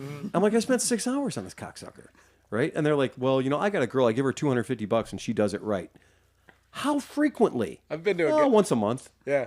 I've been to a guy's house where he had this lift and all this. I'm like, oh, you work on your bike? He's like, no, I just clean it. I just clean it. Yeah. Yeah. He had he had a specific vacuum cleaner that doesn't touch dirt. Nope. And it's backwards. Right, and that's so the that blower. He can, blows everything Yeah. off. And, yeah. He's got like stock in S1000. Yeah. Yeah, that's exactly what it is. Yeah, it's there.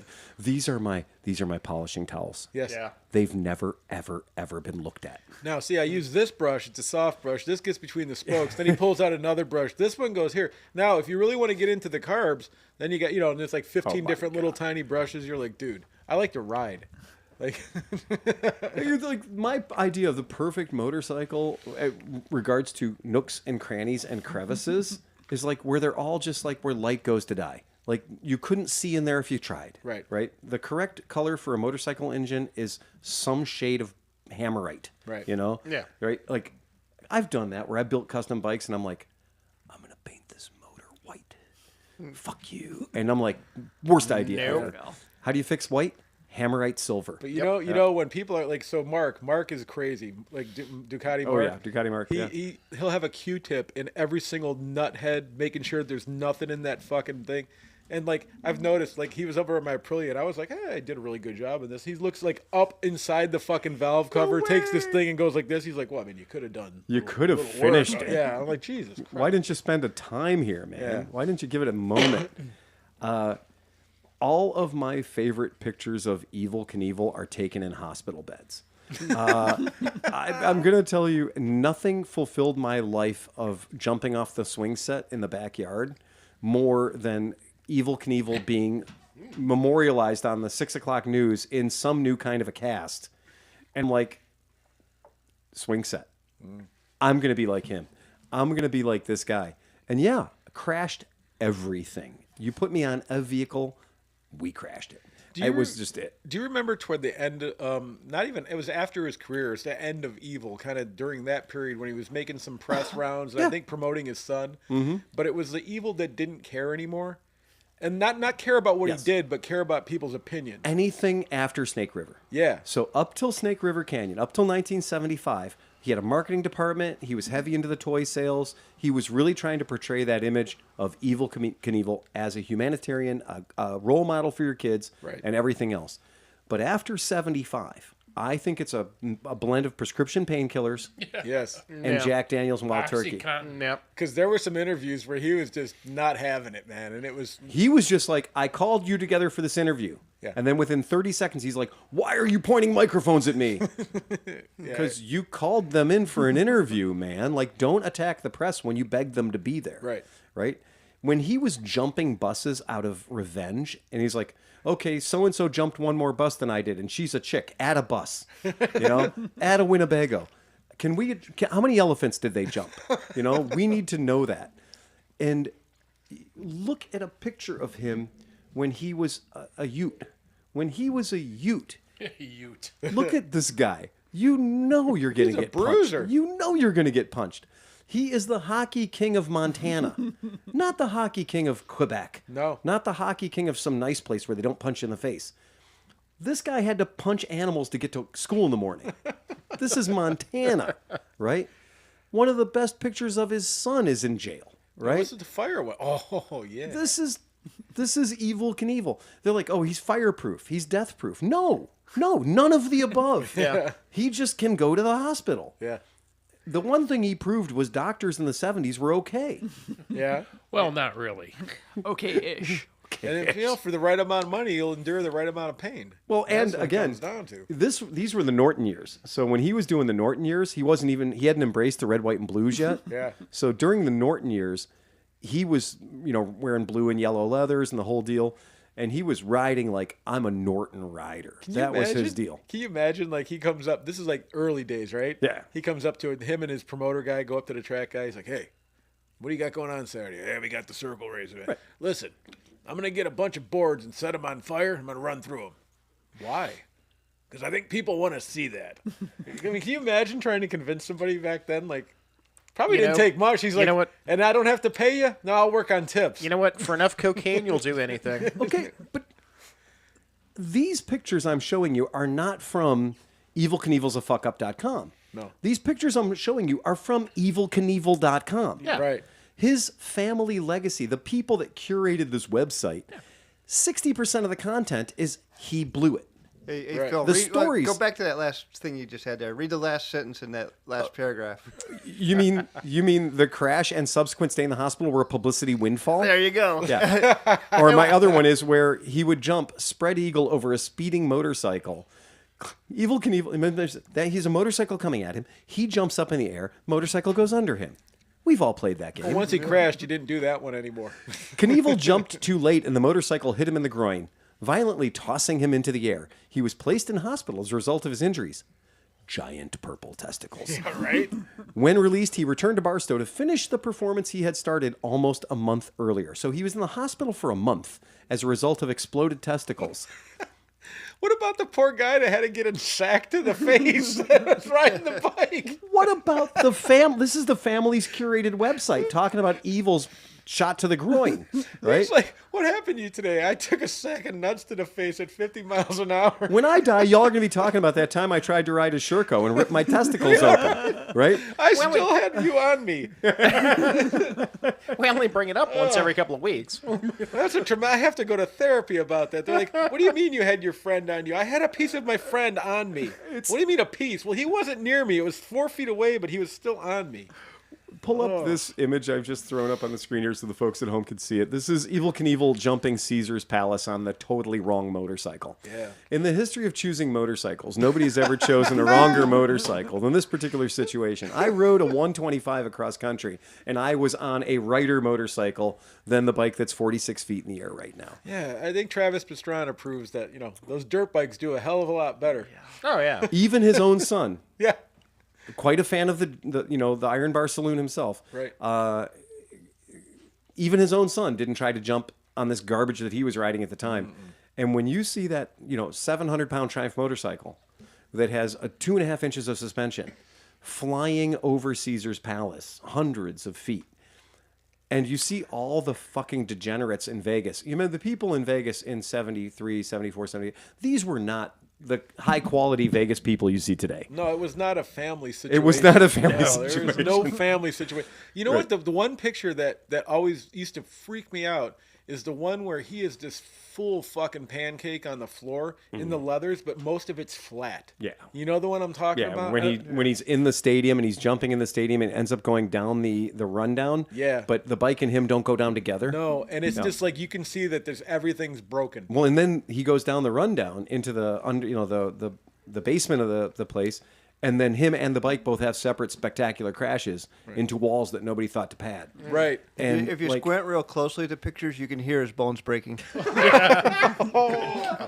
Oh man! So everybody go out and buy a BSA Rocket 3. yeah. No, I'm sorry, a Triumph Rocket 3. Right, yeah. Oh no, wait, an Evel Knievel Triumph BSA Rocket 3. I guess I think that's what it's all about. Who do you think? How long until somebody jumps one? Because it's an Evel Knievel Rocket 3. I give Australia, that's your challenge. That is, Yeah.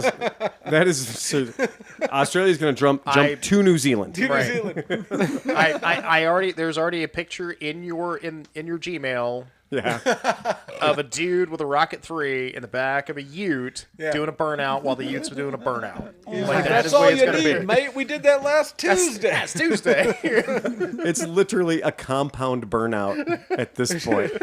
It is a compound burnout of a motorcycle in the back of a Ute, and they're both doing a burnout both doing burnouts. at the same time. That's not impressive. I want to see him jump the Ute with the motorcycle in the back. That's the guy on it. So speaking of doing burnouts in tall places, just before this afternoon, I saw this dude put his pickup truck on a 30-foot platform, just like two big cross steel things on a platform, and he's up there doing a burnout with a square body on a 30-foot platform, right? And then he stops, and the back tire catches on fire. And it starts to burn. And he's like, going, ah! And he's jumping there. So the dude comes with the backhoe. This dude is standing 30 feet in the air, 1 foot on a backhoe, 1 foot on the thing, whacking it with his T-shirt as melted rubber's falling on him. And I'm just like, when's this going to stop? Like, it's Oh no, it needs to keep going. We know when it's going to Where's this stop. video? Why are you not When sharing this when video his now? chest stops moving. Yeah, right. Yeah. Oh, it was When he doesn't fog a mirror anymore, because the stupid in that man's life is going to continue right. until he's removed from the experiment that is humanity. Yeah. When he permanently unsubscribes from this planet, that'll be when it stops. You guys like hate mail? We love hate mail. I'm just sad That's the that reason Mackle, why I I'm exist. so sad that Fresh isn't here. I was going to say, is this general hate mail or is it pointed It's hate mail? directed. Anybody who attended or listened to the podcast last week might remember we had a wee bit of fun at Matt Davidson's Did he send you more naked Expense. penis photos? or Dave Matheson. I mean, we're not sure. You guys ready? oh god. Are you reading it or are we showing it? Oh, I'm reading it. No, but am I showing it? No. Okay, that's what I wanted to know. Kyle, you were familiar with this? Yeah. Yeah, he's familiar with the ongoing saga. Happy fucking Friday, gentlemen. You guys are undoubtedly assholes. But I love to hate you fuckers. I've got a question that I don't believe you guys have ever covered. But I could be wrong. Penis. Given the fact that you won't release all of the old fucking episodes, we are, Matt. Yeah. Settle down, baby bird. Sometimes we have other things to do, and guess what? Phil drops an old one. That's right. When we're busy doing other things to keep the baby bird satisfied, we drop one from the vaults. That's how it works. Right. When we get busier, you get one from the vaults.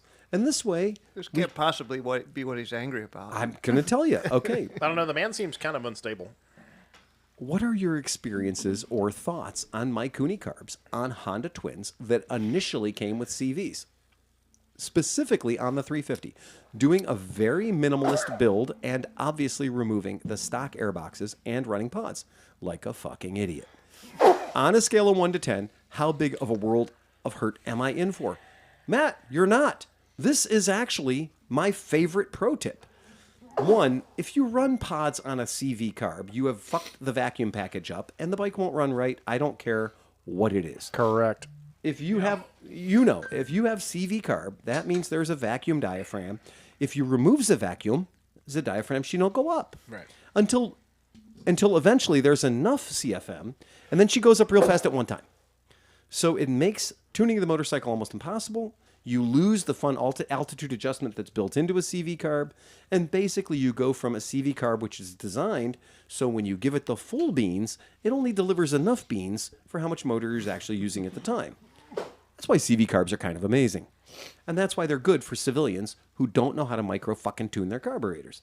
CVs make up for a lot of mistakes. Yay. Now, you want to be Johnny fucking Thunder and you take the airbox off of your any motorcycle with CV carb. So you want the middle of your motorcycle to look like you shoot a dead cat through it, right? Because that looks sexy. Yeah. And then you put on velocity stacks. Okay. 2 things. 1, you don't understand Bernoulli's principle. You just told me you don't. Tell me you're stupid without telling me you're stupid. That's how I know you're stupid. 2, bring your bike to me and tell me how bad it runs. And I'm going to say, bring me the shit you took off. How many cafe racers on Craigslist and everything still say, need a little tuning? Just needs the carbs adjusted. It makes me so mad. Just needs a tune-up. Just a little one. So mad that my Thruxton, If you have a take the airbox screwdriver- off and put that fucking British Customs bullshit on it, and I cannot get the airbox back on it fast enough. Nope. Absolutely not. If you got a screwdriver in 3 minutes, you'll have this running just fine. Oh, yeah.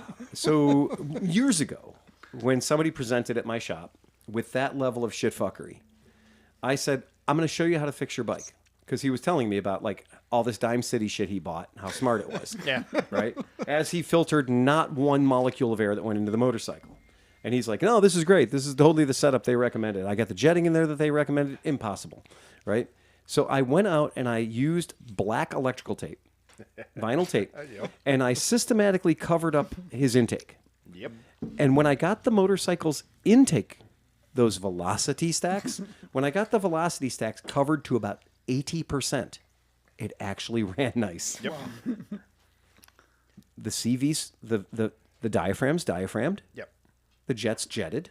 Right. The boost's boost. The ported ported. It worked. So you basically created an airbox. Well, you have to have resistance on the CVs in order for them to work. And there's actually there's a book I read ages ago. Oh, I can tell you because ages ago. How about this? Well, if you have CV carbs and you touch the fucking choke when you're not running it, you'll have your whole thing of gas on the floor. Yes, the you next will. morning. Absolutely.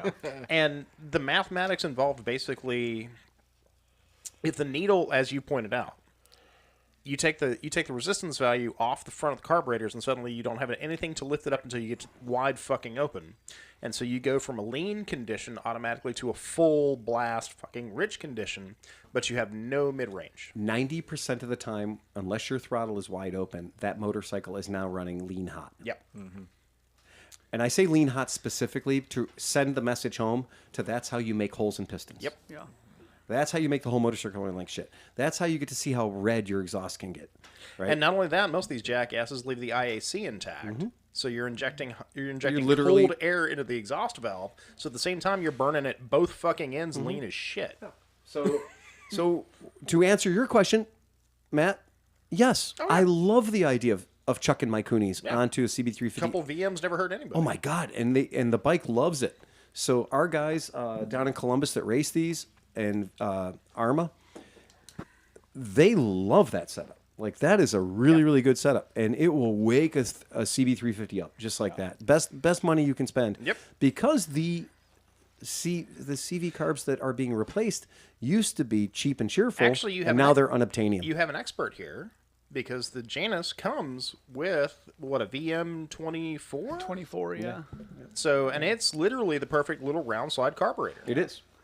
I mean, Nibby makes a really good aftermarket carb. I think everybody in this room has purchased a Nibby. Yeah. And initially we're like, well, $39, $59, whatever. Let's see what happens. It works well. And they work well. They work really They well. actually do work really well. So you don't even need to spend proper Mikuni. Yeah. Because you're probably not going to be 'Cause- flying in an airplane or anything anyway. Because so. even the inexpensive little as you point out, the little Yeah, knockoff Middies are great. Makunis work fine. Now, if you buy a good one, the good ones are good. Sure.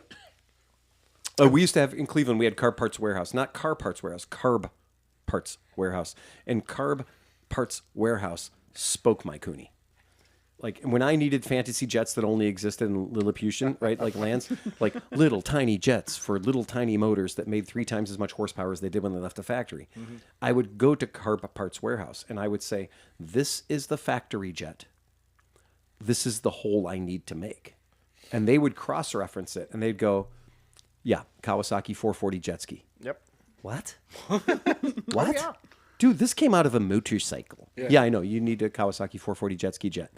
Well, how could that possibly be what I need? My motor that I'm doing is 125 cc's. Yeah, there's 3 of them. Yeah. Oh, really? And they're stainless steel.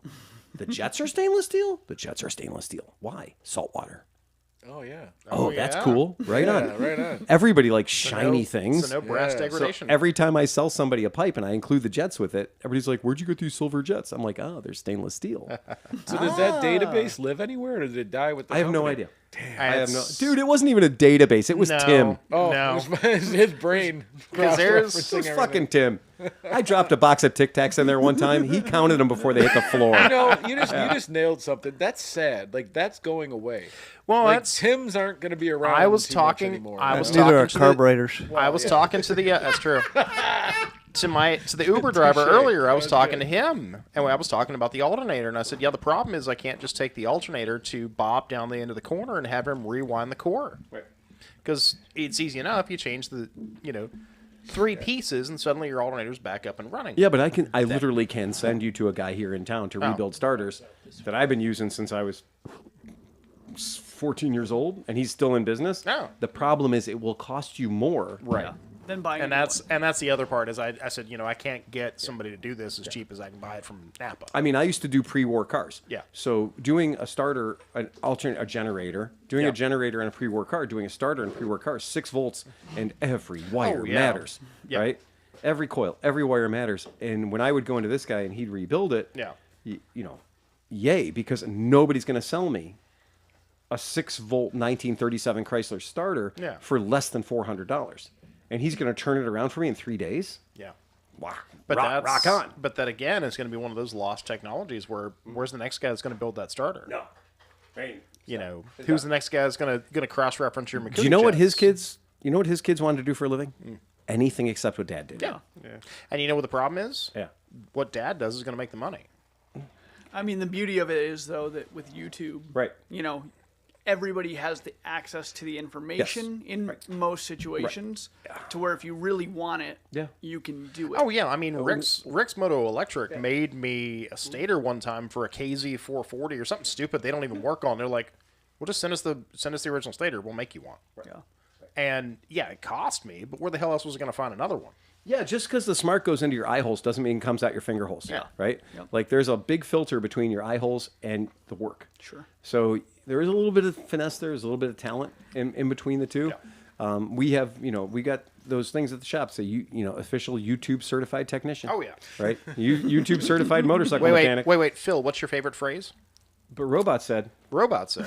Yeah, Robot said. Yeah, that is a great way to find out what your hat feels like to fuck. Yeah, that is really awesome. Well, Yeah. I've made half your turn signals work on your bike that this was not designated to work It's on. like, look, I'm a fan, obviously, but the problem is like, look, there's one thing like picking up a tasty tech tip is great, but then like straight up creating a religion, Yeah. right? And Yeah. you're like, wow, man, okay, great. So to answer the question, yes, we approve of the Mikuni VM Totally carburetors. fucking love it. So that Absolutely that fucking answers love his it. question. So he can't say No, hold on. carburet- Wait, There's part Hey, 2. But wait, there's more. it's part 2 and a part 3. Is this the hate part? I think we're getting into it. Okay. I know this is going to sound like a Craigslist misconnections ad. It's on my OnlyFans site. I'll give you the link later. Go on. But I really want to get connected with the guy in Iowa that does the crazy ass scrambles. Yeah, we saw him going in and out of barns. Oh, yeah, like yeah, yeah. scrambling Yeah, that was cool as hell, man. with his fucking head like 2 inches off the rafters. Yeah. I mean, there were several times in that where I peed a little. Like Yeah. I was like, "Fuck, dude."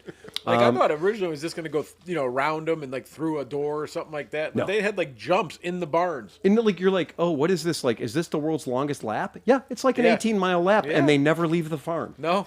Well done. Yeah. All right. Anyway, I really want to get connected with a guy in Iowa because Iowa's great that does the crazy ass scrambles. I have been involved with running the Des Moines Vintage Bike Night for the past 8 years, Oh. and I'm very curious to know if I actually know this guy. I don't know. You're in Iowa, which Yeah. is not Ohio. Well, there's only like 27 people in Iowa, right? But the point is, 34. don't be like everyone else and confuse Iowa and Ohio. Yeah. We're different states. They're shaped kind of similar. Well, they grow Different potatoes and we very look like similar. potatoes, right? River adjacent, both of them. Yeah. Right? Potatoes. Potatoes. Iowa, right? Iowa potatoes. Corn, dude. That's Idaho. That's Idaho. See, he doesn't even know where the fuck Iowa is. I couldn't tell if he was putting on an act or not. I only know about one plant. Okay, leave me the fuck alone. And I had the option. I had the option to go to Iowa last month, and I went, "Why the fuck would I go to Iowa?" For the potatoes. I mean, the only That's an answer. You're gonna watch. They probably have CH potatoes in fucking Iowa, dude. I mean, you know what's the, funny? the only reason to go to Iowa is Yeah. to get out of Nebraska. Right. I agree. That's true. Because it is a tasty exit from Nebraska. You know what the best part about all this is? You had show notes. I do, and we're still on it. It's okay. I got graphics, We're good. man. We I got- spent we're- 5 minutes making graphics. hold Damn on. it. Iowa, Ohio, Yeah. 4 letters, Yeah. vowels on both sides. Yeah. You managed to add a letter and follow the vowels on both sides rule. Sure. And you did, I travel all over the world and people are like, oh, yeah, Ohio. Nobody's ever said, is that where the potatoes come from? Oh, no. Nobody's- I've actually heard that before. you have? I have heard that before, yeah. I mean, I understand the Iowa, Ohio because they are damn similar. But if you've spent any time in Idaho at all, you'll know that Idaho is a totally different state than Ohio. Yeah, And yeah, it's gorgeous. It's and beautiful. You should always stay out of there because that's where everybody Believe me. doesn't want you to be. Do you know the people in Idaho only hate people who aren't from Idaho? That's the only thing they hate. What's- Is people who aren't. If you're the president of the Idaho Gay Alliance, everyone in Idaho loves you. But if you're the president of the Gun Club Owners of America from Nebraska, the people in Idaho hate you. You are way too liberal. Right? Yeah. It's a very weird state. So what do you? Oh, Iowan. Yeah, never mind. It's not even Montana Light. You it's have Idaho. now. You have now. It's the one that looks like a hand holding You a have- gun pointing at the sky. to Canada. And I recommend that is the posture that you maintain whilst in Idaho. Right. I think your Yosemite Sam pew pew pew thing is probably a good idea. You've confused Sleepy at this point. All right. Last. Geography. Lastly, tell Johnny fucked up by sleeping through the last show. I sent him a picture on Messenger that you guys missed out on. Oh, And this is how we got in trouble with this guy last time, so we're Yeah. not going to fall into that trap yeah, again. right. If he's sending Johnny I dare dick you pic- to put this picture on your internet. If And he's now sending I Johnny did, dick and now pics, he's, I don't now know. he's This mad time- at well, us. This time it was his balls. That's what he did. He only sent it to John, so Right. we'll never that's a know. big Steal old John's phone. hurry. Yeah. So, as a little reward, if my question is answered, we will get back to the old times. No, the old times got me in trouble. Fuck that. Hope you gentlemen are doing well. Cheers, gents. Yay. And go fuck Thank yourself. You. And go fuck yourself. Yes. Thank you, Matt Davidson, who starts out balancing the tight wire between love and hate. Man, if anybody needs lithium, it's probably him. I'm going to say, I have met strippers that didn't swing this hard in a relationship. Just massive. Very. Well, Cool. since we have Kyle here, did you want to jump to that story a little bit? hell yeah. So let me put my graphic. Are you ready? Throw up the graphic banner. Look at that. All right. Okay, so how long have you worked with Janice? Almost 3.5 years. Almost 3.5 years. And primarily, you're building bikes. Yeah, so I built over 300 of the 250 Halcyon. Well, Halcyon and Griffins, and then the last of the Phoenixes. Chris is still telling people about the 7 Benelli TNTs we made him prep. He's like, Phil, that shit is not easy. Don't tell people it's an easy job. That is not easy job.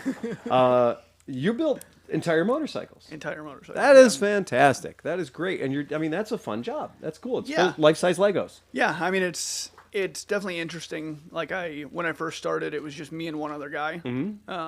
And Yeah, literally you and one other guy. like, literally, like he was building all of them in general. He was building 100% of the motorcycles. And then they were like, "Hey, we're launching the 450s. Yeah. We need somebody." And so I came in, and the first year was, first full year was like 2022. But I built like 160, almost 160-ish bikes. That's pretty funny. You're like, I wonder what the production run is of a Janus motorcycle. Kyle. He's like, well, I got 3 on the lift right now, so Yeah. Well, I mean, like, 358. yeah. Well, and like, it's weird because I'm like, I wonder if in 2022 I built more motorcycles from start to finish than anybody else Oh, yeah. in the United States, for That's sure. a very good, yeah. sure. No shit. Absolutely. And it's, Absolutely. like there's no record books. It doesn't matter, but like, Yeah. that's a weird. Personally, because- it matters. That's badass, dude. Even at 0, it's a human-powered assembly line. Yeah. So, like, you do the parts of the bike you're doing, and then you push the cart down to the next guy. Sure. And then he does the next thing. So, like, there's never one dude who builds the entire bike. Yeah. Unless they get a QC problem at the factory. Like, if they have a QC problem, then they will literally hand it to you, and you'll take it apart, and you'll rebuild it. Sure. And figure You out know what's funny? who screwed the pooch. So you're probably on a forum and there's some guy like, yeah, this fucking bike won't start. And you look up the number, you're like, oh shit, that was Tuesday. I was fucking hungover. That was a bad day. I mean, No, Monday bikes are always mean- the bad bikes. it's motorcycle issues. Yeah. Right. Drinking sometimes goes with motorcycles. But you know what's got to be nice though, because I have had the exact opposite experience. I put together a lot of bikes, but mine are all dirty and broken and Yeah. fucking rusted. Like Fair it has to be nice just to put It- new shit together, man. It really is. Like I've got 35 bikes in my storage unit, Oh jeez. and they're all dirty and grubby. And then I go to work and I'm like, oh, I'm pretty clean when I'm done Yeah. with the day. It's kind of awesome. That's pretty great. And things probably fit where they're supposed to. Yeah, and screw yeah. in and yeah. So how many If inventory it's bikes? cross-threaded, I did it, Yeah. and so I have to fix it. So how many inventory bikes does Janus keep on hand? It varies. It depends on what we like, because we're doing 250 trade-ins towards 450s, and so it depends on how many used bikes come back towards 450s to sell. But meaning like brand new inventory. Yeah, is brand new inventory pretty is slim. super slim. I mean, Super I slim. would say, it's less than 20 bikes a year. They sent out a packet to, I know I got one, for potential dealers, and in the thing, it's beautiful packets like dealer packets are really cool. They're like, these are the hopes and dreams of our company, my friends. You can be a part of this operation. Just sign your name for 6 motorcycles. And I got this thing, and I was like, dude, this is cool, but Janus is not a big company, and to throw down A chunk of change. 6 Jani is not 6 Vespa 150s. It's 6 stacks, right? It's 6 stacks. And I immediately got on the horn and I was like, hey, I love you. I think you're really cool and all, but we're not even dating yet. And you're looking for a lifetime commitment. And he was cool. He's like, yeah, well, this is just a prospectus. This is something that this is what we're aspiring to. Sure. And I was like, yeah, aspiration is a very good term. I love that. Starts off with the Because first word. I needed to start aspirating after I read this because it took my damn breath away, right? But I was like, so right now, if I say, I have enough Jani in my orbit. I have enough Janus people. Chris is probably their best unpaid spokesperson. He is. Chris is not fooling around. Chris, every time in Iowa. I mean, Ohio. In sorry. Same. Free potatoes. he doesn't know whether he's looking left or right half the time. But it's true. He really is doing a great job. And when we go anywhere and he's got the bike, he's always fired up, right? He's helping people out. So it's not a question of like, yeah, can my shop support Janus? Fuck yeah, of course we could support Janus. We actually like the idea. But I was like, dude, if I did sign on the bottom line, dotted line, could you send me 6 bikes? We don't have. And 6 he's like, no, inventory. I can't send you 6 bikes. In that mean- case, I'll take 18. And we get questions like that all the time from people like, hey, I'd love to be a dealer. We're like, we don't have inventory. You don't have like, inventory, we're building. You're just in time. We're building, 250 to 300 bikes a year maximum right now at this point, which hopefully will go up. It's still astonishing to be like, okay, that's more than a bike a day Yeah, I mean, if you work Saturdays. Yeah, I mean, the goal is we're shooting for 7-ish bikes a week, Mm-hmm. depending. See, but I think if it got too big, it would lose some of the charm of being a hand built. You know what I mean? Like, Sure. I don't know. I think it's kind of Sometimes hand built is not great.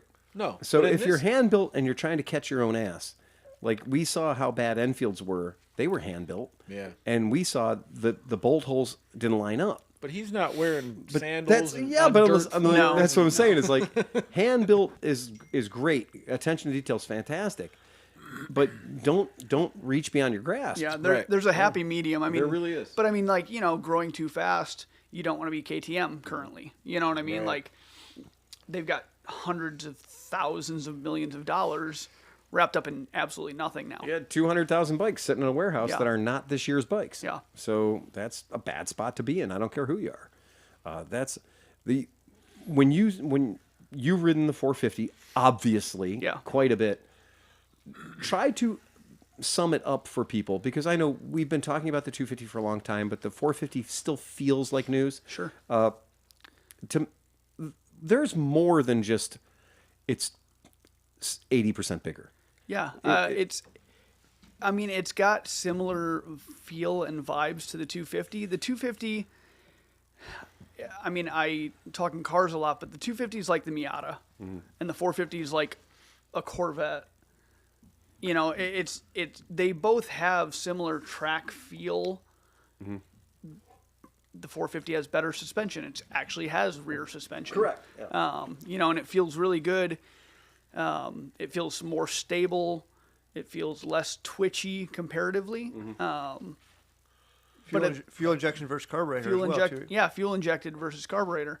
And it goes most of the places you want it to go. I mean, if you're coming off, Gixxers and things like that, where it's like speed is what I want, it's not that. Right. And So- it never will be. The fuel injection system you're using on this 450. Mm-hmm. Now, is this a readily available part that maybe you could slap on other bikes?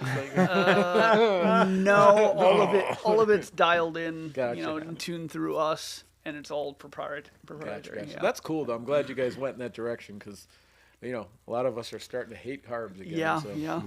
That's why I brought That's it up. why a single carb is pretty good if you're gonna have Yeah, a if carb. you have to have a carb, that's the way Yeah. to go. Yeah. That's literally the end of when you're having fun with a carb. Yeah. It's like one carb, I can deal with that. Yeah. Yeah, it's like the XS650s are great bikes. Yeah, they are. And then you get the pipe that goes into one carburetor, and then you throw Electron on it because why not? Why not?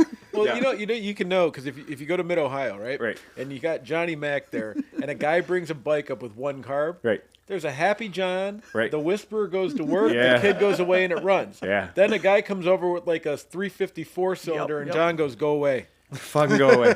Because you know what? You'll never have more than one carb running perfectly at any one time. Right. Because until you're on the bench and you can do the work correctly, all you're doing is chasing the problems of the carb next to it. Yes.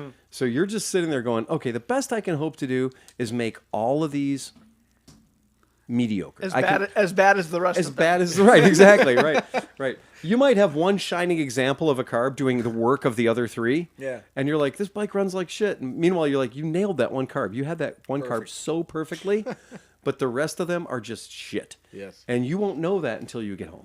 And until you get home, and anything you do too, you're like, oh, that one's running rich. I'm listening.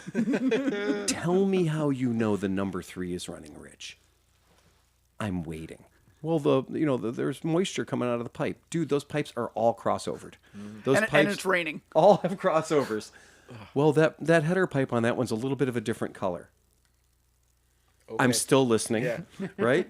Tell me again how you can tell me which one of those 4 carbs are running bad, because I think they all are. Yeah. And I'm pretty sure my vote is going to be with they're all running bad, as long as there's more than one and they're carburetors. Yeah. So, if your Jaguar has 6 carburetors, you have 6 bad carburetors. Right. Yeah. So on the Janus with the new stuff, you have the scrambler, like the 450 Yeah. scrambler. So we just launched the very first production 450 Janus Griffin Scrambler. Okay, that looked really cool. Yeah, it just came out. We prototyped it and did a race bike based around it, and launched that at Sturgis last year. How did the interest had to be pretty big on that, huh? The interest is pretty big. Yeah, it was pre-sales were very similar to the 450 Halcyon. So that's been good for us for pre-sale and things like that. You know, it's one of those things where being a small company, you always are like, hey, you pre-sell and you say, this is when we're hoping to have it out, but it always takes longer. Sure. You know, I mean, there's roughly 25 to 28 of us in an old laundromat. So it's like, you know, everything is like, okay, well, if you want this done faster, you just either work more hours. Like, but how that- cool that's is the this? option. But how cool is this? The people that are waiting, like they're waiting for you to build it in the United States. It's not like on a boat waiting to get Yeah. here or something. Right. That's pretty cool. Yeah. Yeah, the beatings will continue until morale improves. That's all it is, man. You know, it's just like, we need to up production. Where there's a whip, there's a way. Because there is no, like, you're building a motorcycle with your hands on a bench. Yeah. No shit, man. Kyle, did you Yeah, have there's plans on there's- Saturday? There's 4 stands. Well, I mean, I worked last 4th of July. It was like, hey, fireworks don't happen till the evening, right? You're like, all right, but I'm drinking beer all day. Yeah, so. of course. I was like, it's the weekend. That's non-negotiable. One of by far the most common things that happens, because we did say there is a target audience for this motorcycle. For sure. And the target audience for this motorcycle is also the target audience for sidecars. There is a 100% crossover. Yes. Every fucking Janusher I've ever met has always been exactly 2 sentences away from, you put a sidecar in it, right? So Texas Sidecar Company Yeah. is doing a hell of a job, because some of the early ones, people were using the sidecars we get from India. And they were putting those sidecars, which are, you know, they're called from a company called Cozy. They're basically a copy of the old Stibe sidecars. But, you know, plastic bearings. Oh, you think that's odd? You think that's weird? Yeah. Is that odd? Plastic bearings? You've never Not seen bushing. plastic? Bushings or bearings? Oh, my friend. Bearings. Where a bearing should be, they've put plastic. So, Yeah, they look like pellet guns. dude, Like the white. they are Seriously? garbage. They are hot garbage. I thought you were joking. No, I thought no. that was no. like the joke. And the joke, no, but the joke is, in a place where anybody else on this planet would have put a bearing, yeah. they put a cone of plastic. In a place that literally you, me, him, anybody here would be like, I'm putting this rotating wheel onto this fixed axle. I need at least a bearing. And they're like, no. 2 semicircular pieces of plastic will work just fine for like Until a they week. melt together. Yes, until they literally bond together. Oh, my God. So again, we go back to India. You know, talking about like there's the way it comes to you in the box, and then what you have to do to be able to use it. Sure. And there's a whole list of, if you're a sidecar person and you order these things and you buy these things, there's also a dark web of part numbers that you order to replace the items that come in the box from India with actual bearings that you need. But so Texas Sidecar Company, though, does have a certain affinity for spending money. Yeah. So this shit ain't cheap. So we always joke like, you want a Vespa on the side of you want a Vespa with a sidecar. The sidecar costs as much as the Vespa. And this is what's going on here. You'd never believe how expensive something could be that doesn't have a motor. Yeah. You're like, it's a tub, 1 wheel, 4 inches of axle, and then tubing, and 1 shock absorber. How expensive could it be? Well, my friend, stand back. Because you guys are painting them too, aren't you? No, they're painting them Are they themselves, painting but they're paint matching them. Are they doing a good job? Yeah. Yeah, I mean, Okay. I've only seen 2. I've seen the blue one you The had blue one pictured. here we have up here, yeah. I've seen that one, which was the first one. Yep. They brought that up to the rally last year. And then Pete, the guy with The orange bike. orange Yep. bike, he's got 50 some thousand miles on his bike in 2 years. He just got back from Texas, brought it up to us, and he's doing a service because he's going to try to take it down to Daytona. Oh, so he has an orange one with sidecar? Yeah. Oh, I so didn't he's see got that the one. orange 450 Yeah. that he just put the sidecar on. Oh, because he did. He wants to be able to take his dog around. Proof that So, I said it's yeah. only 2 sentences until they have the bike, and then they're putting a sidecar on it. But he was like, well, I want to put 50,000 miles on it without the sidecar first, just to prove it. just to prove it. And then he wouldn't- ordered a Griffin 450 so he can ride it around without the without dog. the Yeah. I love that. And I love that whole thing about like, I'm going to ride it for 50,000 miles to make sure it's okay for the sidecar. in 2 years, but I'm not going to ride it in the winter because I'm ice fishing. I'm busy. I just think that's You know? so hilarious. The Flying Dutchman, when that bike was out and around, that's got an Indian sidecar on it, or Yeah, a yeah. Stibe, thing. But you can see when you look at the pictures of it, the sidecar seems to be much higher than it should be, and it is. It looks really weird. Yeah. This is the old 50cc. That's Yes. the liquid cooled. Yeah, that's the the liquid cooled 50cc. 50cc, which Yeah, it was a derby motor. we don't talk about that anymore. Yeah. They're cool for an We don't inception. talk Dude, about they're Bruno. they're super cool for on a fo- 100-pound bike. For 46 of them, they worked for Right. a very well concept. Those things work great in a 100-pound motorcycle. They do not work great on the Queen Mary. Like the lightest part of a Janus is heavy. The air in the tires in a Janus is extra heavy. It's Amish creamed air. But to run that big of a motorcycle on a 49cc Yeah. two-stroke, Yep.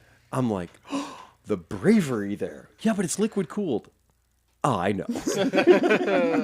and that's a motor that loves to do 16,000 RPM. Yeah.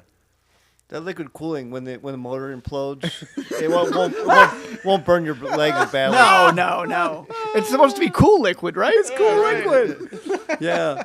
I mean, I put a lot of Minarellis and a lot of small high revving motors in a lot of weird little bikes, and that was when the Janus were essentially kit bikes, right? And somebody was like, "Oh yeah, here's this cool bike," and I saw it for the first time. I was out and I'm at some motorcycle show in Indiana, and it was like maybe even Michigan, like Sally's All Clubs or something. And this bike showed up, like this particular bike showed up, and when it showed up, I'm looking around and I was like, "Dude, okay, wait, that is a strong move." Taking the pedals off the bike from the factory. Is the wheel under the sidecar? That's just the way that one sits. Okay. It sits Yeah, I don't- super tall. Yeah, That it's was- sits super It's tall. been a while since that one was. It's yeah. Yeah. It's It's been a thing. It's a piece of history Yeah. at this point. It's a piece of history. It was a proof of concept. We understand the whole Ooh, thing. a collector Janus. Yeah, sometimes Well, we'd like to forget. Some I of know the that. history, but, Oh, you know. believe me, yeah. There's a lot of pictures of that bike, but when you see that particular bike with the sidecar on it, the one thing that comes to mind is like, whoa, that's that's not photorealistic necessarily. But the reason that I want to bring that up is that Janus has a lot of history. So Janus did, they wanted to sell people a motorcycle that didn't exist, even if you had to build it yourself. Yeah. And that was true. Like they would ship you the boxes. Yeah. then Well, you I gotta build mean, them. something that I get to travel a lot in my job, and I've been to a lot of the major manufacturers in the United States and even some of the smaller ones, and like to see the stuff we do, and like I went out to Arch last year, and they got 15 employees roughly, Yeah. and like a building that's much bigger than ours, running, And they're building $100,000 motorcycles. $100,000, well, 130 and 80. Wow. Like those are the two The two levels. You can arch two ways. around there. Yeah. I don't You can know. arch at 80 and you can arch at 130. Does Keanu Yeah. Reeves like sit on each one at least? I think that he does a lot of the testing. Okay. Once they're done, I know he usually rides them. Yeah. But and they're doing incredible stuff, and like I got to take a tour of it, and it's really premier stuff. I mean, it's top tier. It's amazing. I get to travel quite a bit for Summit, and like I get to go to a lot of these smaller, not small, but small-ish parts manufacturers, like specialty racing things.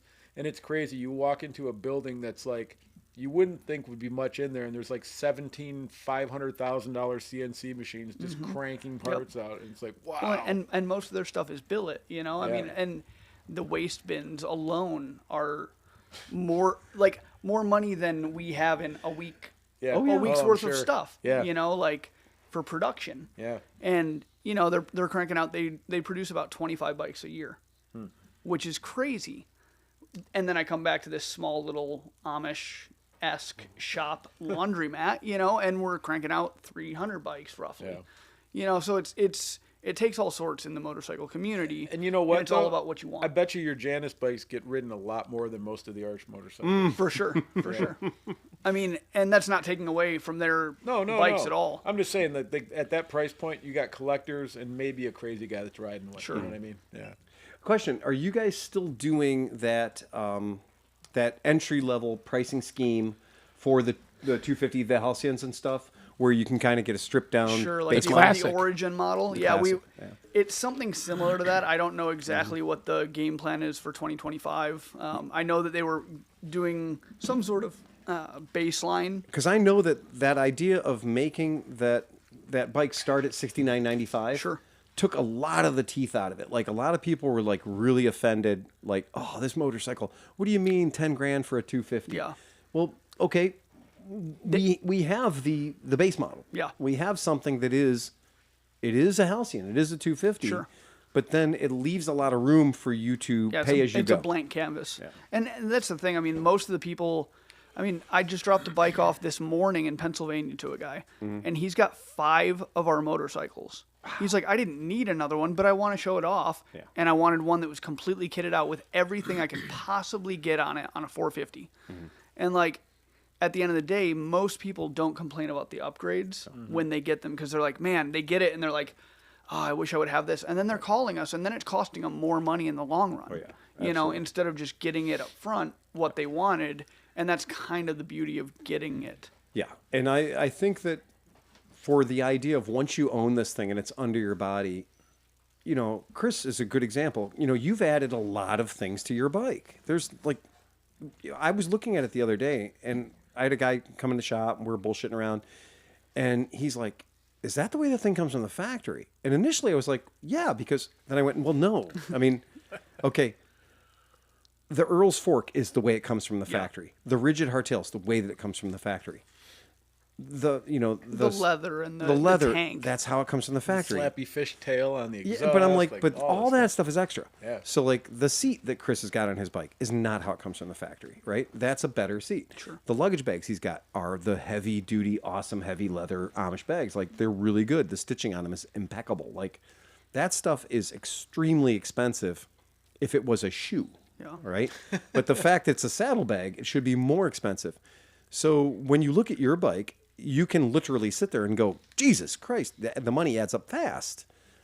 Where you have not had a bad experience adding things to your bike. It's been part of the experience. Right. Right, yeah. So I actually understand the idea of somebody coming in and going, oh yeah, $69.95.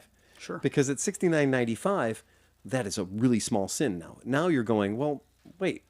That's a 250 and it costs less than Vespa's 300. Sure. Okay. All right. I'm in. I mean, but the hard part in my mind is like people that modify things. Yeah.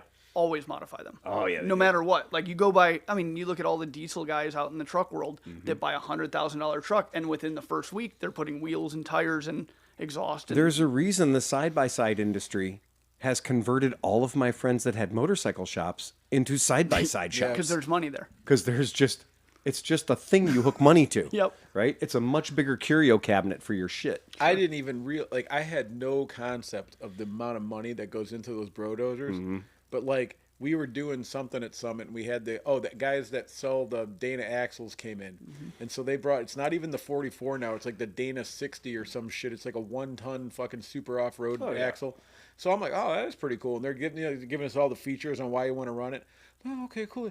Well, how much is an axle? Like 25 grand. Yeah. I'm like, oh. And that's the thing, you know, bringing it back to motorcycles, like it's the same thing on a smaller scale. Right. Yeah. And like you got to have an entry point, Right. but the people that complain about the price are usually the people that aren't buying regardless. That's exactly Like right. not Yeah. always. Yeah. And sometimes it's just too expensive. But I mean, it's like Amazon has killed us with like we run free shipping a lot of times, and not always. But I'm like, man, I got to take this to California. It's going to take me 4 days to get there.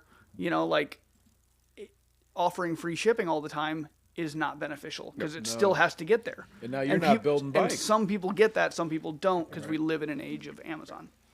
Yeah, it's absolutely. This is a uniquely American experiment. Yeah. The Janus motorcycle is a very, very American thing, and it's a thing that's fun to ride.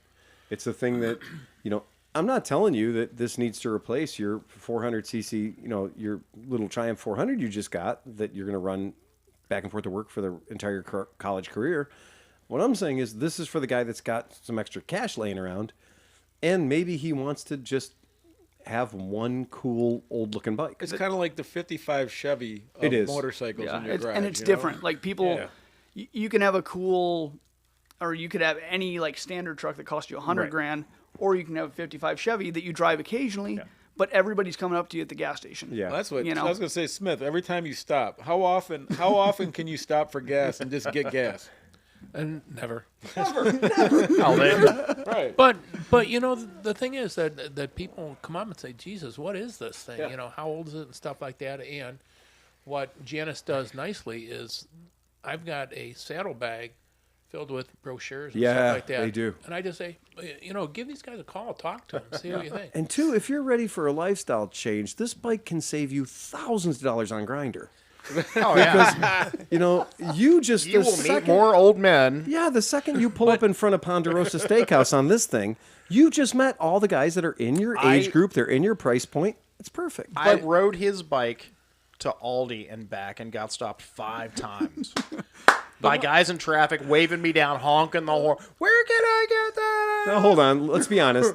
Aruga. Yeah. I say, you got to be scared. It's the guy that you goes, went- I used to have one of those when I was a kid. Oh, You're I like, are know. you 130? Like, But I'll say the last time that I stopped, I was over on Pearl Road at a Sheets, and there were 2 fellas on Harleys that were under 40 years old, they're probably 30s. And I said, yeah, sit on it, throw a leg over it. And those guys, went, wow, that's so light. And boy, it feels so good with those bars and feet up and stuff like that. So it sells to the guys that have the big heavy bikes because they just can't believe how light it is and how maneuverable it is. The other thing I want to do a shout out is to Devin Beek Yeah. and Moto Cult. Talk a little bit about what Moto Cult does. I'm going to throw this picture up real quick because this is in our natural environment. There's barrel racing. So that picture is Richard Worsham, the owner of Janus, and Devin Beek, Devin Beek, the Surface founder Cycle. of the former Devin yeah. Beek. Well, yeah. He's co-founder of Janus originally, and then he owns Moto Cult now. He does hop-up kits for the motors. He does real cool sprocket upgrades and Nibby carburetors, and I mean he's Rear brakes. Rear brakes. He's the Janus whisperer as far as like tunability. He's really good at what he does. That's why I thought this picture is perfect for what we're talking about right now. Yeah. Because here we have the 2 people. Yeah. Like this is it. These are the founders. These are our founders. When you want to say like look at the wall and see the picture of our founders, and they're very stately people in a suit and a tie and what have you, and these guys are fucking barrel racing, right? That's what I wanna see. Right, and that's what I want to see. Yeah. And you notice the license plate, the pedestrian slicer is JM000. Yeah. That's the prototype bike. Right. And that's the thing. I mean, like at the end of the day, Janus has been around for 13 years, and like, it's changed. And I mean, I've been there almost 3.5 years. It's changed. And the thing is, it's going to keep changing. And we're doing something as much as we can in the United States for a motorcycle manufacturer. If we wanted something different, Right. we'd just go buy something different. Exactly. And that's, we don't want to sell bikes to everybody because we couldn't produce bikes for everybody. you know what else I think is kind of neat is the fact that like what you're doing is interesting enough and yet not easy enough to do that I haven't seen it ripped off by China yet. Right, Like, I he's haven't- not right. Like he's not doing body kits for monkey bikes. Yeah. No. Right? No. Like something that you're like, oh, well, that's fun and that's cool, but that is totally going to be ripped off in 7 seconds. Right. Like they're looking at those tanks going like, I don't know, that's a lot of work. It seems like a lot of work. Oh shit! They dropped the price to $69.95. We can't even beat that in Songshen. The guys who sold them the motors are just like, oh, we're gonna totally steal that. No, we're not. They sold Yeah. 300 of them. Yeah, No, Chinese people won't steal anything that doesn't have like 10,000 in front of it. Yeah. They're like- she said that when her house burned down, and she was in the gymnasium hours later, finding out that her entire street had burned down, she looked to the things that she had grabbed. She looked to the things that she had grabbed and brought with her in her car and realized that she had grabbed the dumbest shit on the planet, right? That the stuff that she should have, would have thought of grabbed, that she had the past 2 hours to think about, I really wish I would have grabbed that. Though all those items were still, well, now they were charred ashes, okay? But then she talked about like the things she did grab, and all of it was stupid. Like everything that she grabbed was really dumb. Like she's getting toys for the cat. She got the cat carrier, and she's getting, stuff the cat might need, cat food, stuff like that. She didn't look out for herself, right? And because time was so short, And by the time she did get in her car and get out of her driveway, just in time to see her neighbor's house explode. Okay? So that's how close she was cutting it. She hung around any longer, she might not have got out.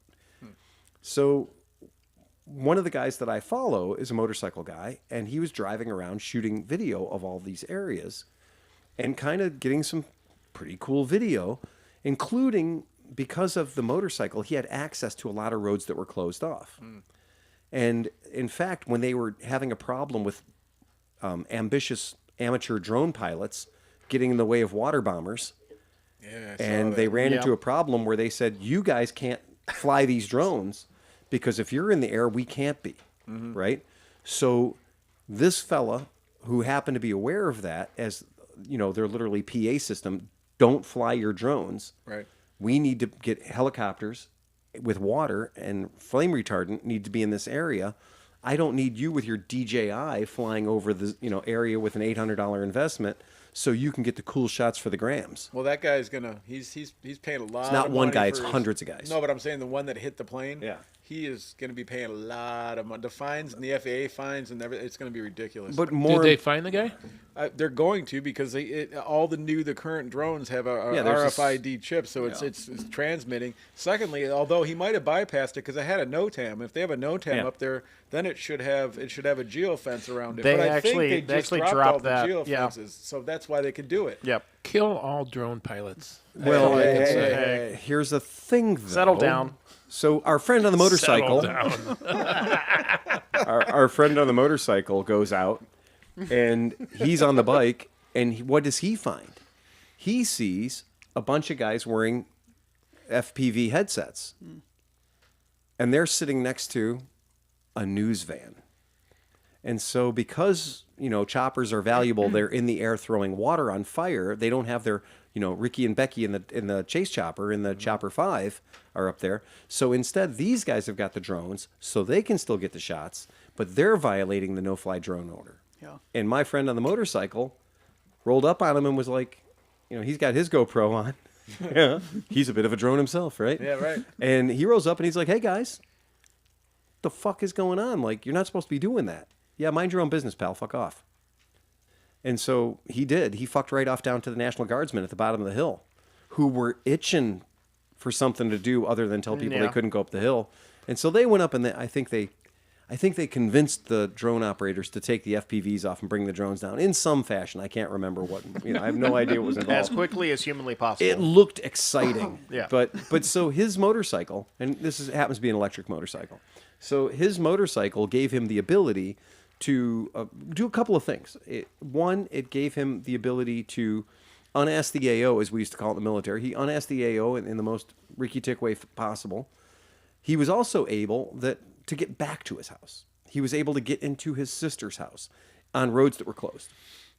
He was able to go into places and bring back small things, right? He was able to accomplish missions, helping himself, helping his family, helping other people because of that motorcycle. It's pretty cool. So I can tell you a story real quick, small one. As I a doubt drone that. pilot, it is very disconcerting to be in the goggles and be doing a shot that you're getting. What? I'm just laughing to myself. Okay. But so we were doing a commercial for Summit, and I had one shot to get this dragster. So I'm in FPV mode, and I'm hovering. I'm waiting for him to launch. I'm going to taste off after him. It's going to be the end of this commercial, and I'm waiting. I'm all anticipating this thing, and all of a sudden I get pulled backwards and dragged 20 feet in the goggles, and I'm like, what the fuck is going on? And I turn and look, and there's this like hillbilly with one tooth, like a meth dude. He'd been hired, I guess, like a week or two ago as like the trash pickup guy around the area, but he was looking for a promotion. So at some point, when it wasn't Summit readying the track with Summit people fucking doing the filming, he was told no drones. So he thought this was the really good time to fucking try to get that promotion by dragging the evil drone guy that was literally standing at the starting gate with like 7 people around him. Right. And dragged me backwards while I was in the goggles. And you're in about the to shoot goggles. the thing. So I missed the whole shot, the Oh, yeah. one shot that we had for the dragster. Oh, I don't think he has his job. I would as chase trash him down with that pickup. fucking drone. But that is a weird fucking sensation to be going like this, and all of a sudden you're getting dragged that way. Holy fuck! So, what is the perfect bike for when shit hits the fan? What is the bike that you want to have? What is the right machine? Because look at that. Because, not joking, I've got 4 or 5 motorcycles in my garage right now. Only? In my garage. And the garage. In my garage, in my house. Yeah. Okay. I'm gonna say you want a pack mule, not a racehorse. Yeah, right.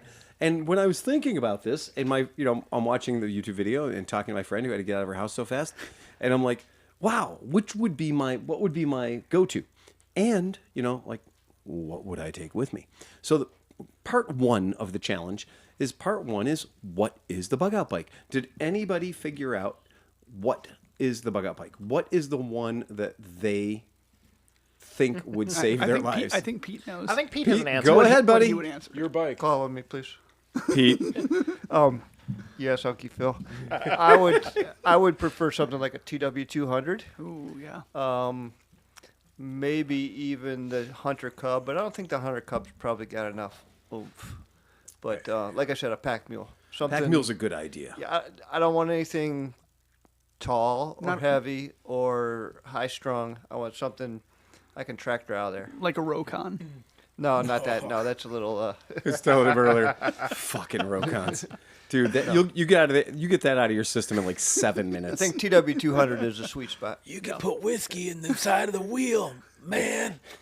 It's got 2-wheel drive. Nobody ever asked for that. Cristanini or what is his name? Cristini. Cristini. Cristini's, yeah. He Yeah. asked for it, but he did This- it right. The Navy SEALs got those. Yeah. And the Navy SEALs got them.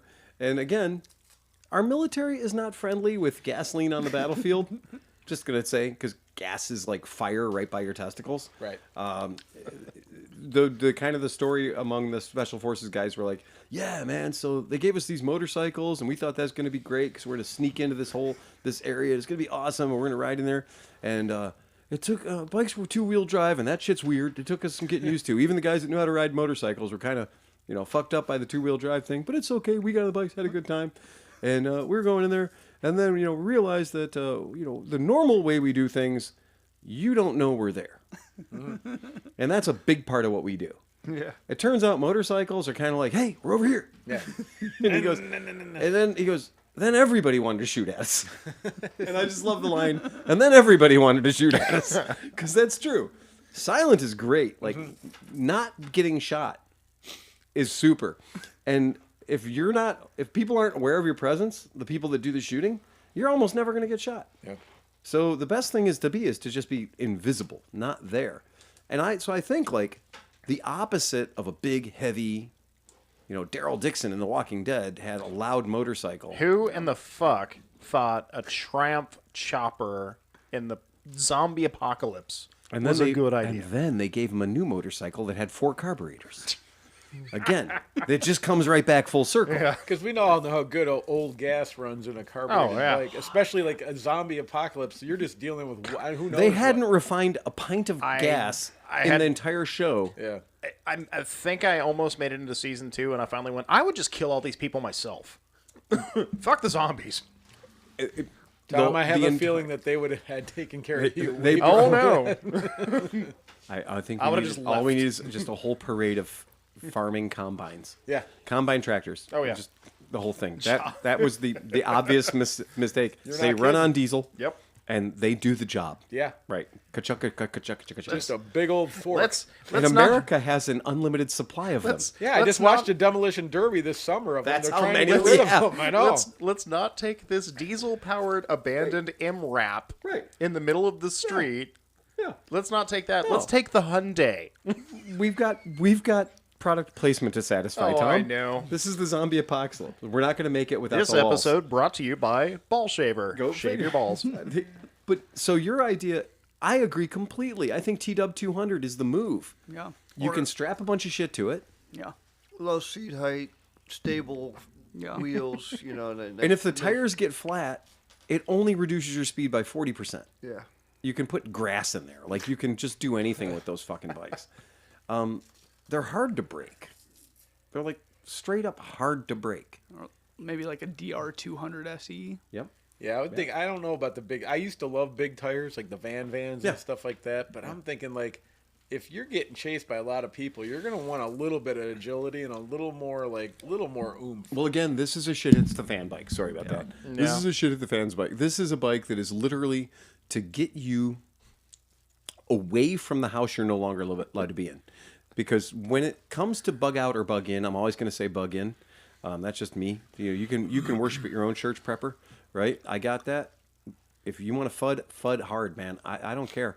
But where I'm coming from, this is the motorcycle for when somebody says, your house might not be there in 30 minutes. That's what I'm Because saying. that's happening. Go ahead. So, having been in this situation Right. because of a certain hurricane in 2005, Right. I bought a KLR 650 specifically as a bug out bike. Yeah, that's a good bike. I had my KLR 650 had the big old the tusk bags on the back, everything else. I'd buy $100 worth of shit from Costco, Right. and that was the bike because there's only one road in and out of New Orleans when it all floods again. It's River Road, and it's either that or the levee. And if you ride on that, you're riding dirt, and you want to be faster than every other motherfucker around you. Yeah. So TW200's nice, but a KLR 650's got the extra oomph. I agree. But also a solid choice. Yeah, a solid choice. And a DR An absolutely 650 solid was choice. the other. Yeah, it's another So something great like solid that. choice. Big, solid bike. Completely agree. Absolutely, completely agree.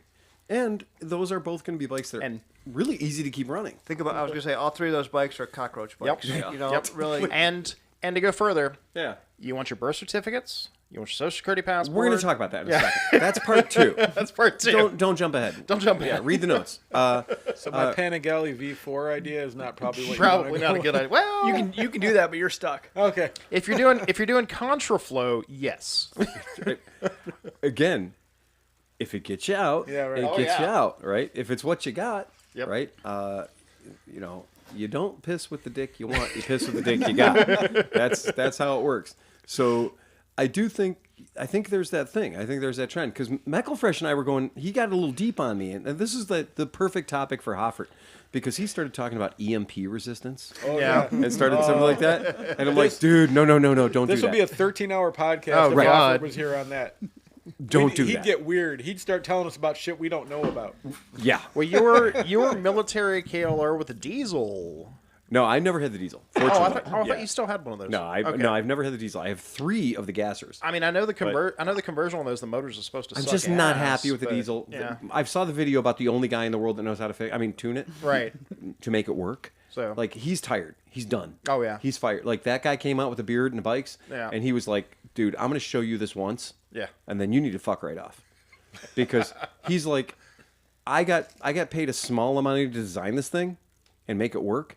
And then I was supposed to have like the rest of my life was supposed to be taken care of by servicing these military motorcycles and continuing to build them. Yeah. And the project lasted exactly like a week. Yeah. After he put all this time and energy into it and all the his whole life savings went into this thing, he's got to be like heartbroken every time somebody calls him and goes, "Hey man, I bought one of these military surplus Kawasaki diesels. I found the guru. And I've got it, and they gave me your name and your number. Yeah, go fucking die, because I built I took loans out Yeah. where I was going to build these motors, and that I built 7 or whatever the impossibly small number of motors they built for those things. Yeah. And then there was no pot of gold at the end of the rainbow of a 20-year military contract. Yeah, that's sad. The entire military went, well, I don't know what's weird. We took them out in the desert, and they're diesel, and that's fine, and they seem to work good in testing, but now they're all just apparently exploding as soon as they hit the desert. No, military people don't want to be riding motorcycles when people are shooting at them. Yeah. See the conversation we just had 10 minutes ago? Everybody with a Revolutionary War black powder rifle that's out Yeah. in the desert sees that motorcycle with going a across. 40-yard range. And I swear to God, they all just turn into Tuscan Raiders. And they're all just like, and take that one shot at you on your diesel-powered Kawasaki. The one that I've got has a 12.7 millimeter bullet between the frame and the case, and I was like, that's staying there forever. That is a war souvenir. Mine is peppered with shrapnel down the side, like grenade shrapnel down the side of the gas tank, and I know that none of it came from the bad guys. Oh, wow. It came from 19-year-olds who were like, I'll be damned if I'm riding that across the desert. Yeah. It has no AC and no doors. It is a bullet magnet. Everybody that's got a Red Ryder is like, I bet you I can hit it. Because it doesn't, there's no the golf intimidation ball factor. collector. He's That's the what I was golf about ball to say, collector yeah, at the yeah. Great Driving Range. It might as well have giant targets on the side, Yeah. right? Because everybody who has anything that identifies as a firearm is going to take a shot at it. Right. Because they all think they got a chance. Our guys that were issued these things, I've talked to a bunch of them. They're like, we couldn't get the oil out of them, make the top end Cs fast enough. That's why I always laugh whenever I see one up for auction. They're like, rare, super rare, all the expensive. I'm like, no, fuck that. And it only has 17 miles on it, and it's got a hard top end Cs. Shocking. Absolutely shocking. And yet there was never one taken out of there with any oil in it. No. Because every single guy was like, your ass, give me an up-armored Humvee, or I'm not doing anything. Like, come on. I was there. You needed an SPF 1000 just to piss. Well, here's the thing, too. Think about it. So, like, if you're in a Humvee and it blows up, guys get injured. But the guy that hit it, the one guy that hit the IED on the bike, there was nothing. They don't even know what happened to him. And what are you going to have that guy do? Okay, I'm going to tell you. I'll give you a minute. Tell me why you need the guy in the motorcycle. I don't know. Okay, in the old wars, it was for dispatch riders. So the guys in the back could take information to the guys in the front because the bad guys They're would cut the behind lines. the lines, yeah. You're behind the lines. Radios weren't reliable. Whatever. But now, if you're feeling froggy, fire up your Nokia. Yeah. Right? But sending the guy carrier pigeon style on a KLR 650 seems like a bad waste of two things. Right? Him Right. and the bike. Let's be honest. 90% of that shit ended up on guard duty. 90% of that shit ended up just doing like the bullshit that we all hate, which is guard duty. And you're like, okay, well, how are you going to get to the other side of that stupid big motor pool? Oh, KLR 650. That's what it did. That's what they ended up doing. They ended up in green zones going to get the mail. Well, the only time I've ever seen it work out well is for Bud Eakins, yeah. because Steve McQueen was the one that got caught, obviously. Yes. I mean, There's only one military application, and that is jumping a Nazi fence. yeah. That is the only job. And then clearly he disappeared. And then clearly disappearing into the ether. Yeah. Right. You just became nowhere.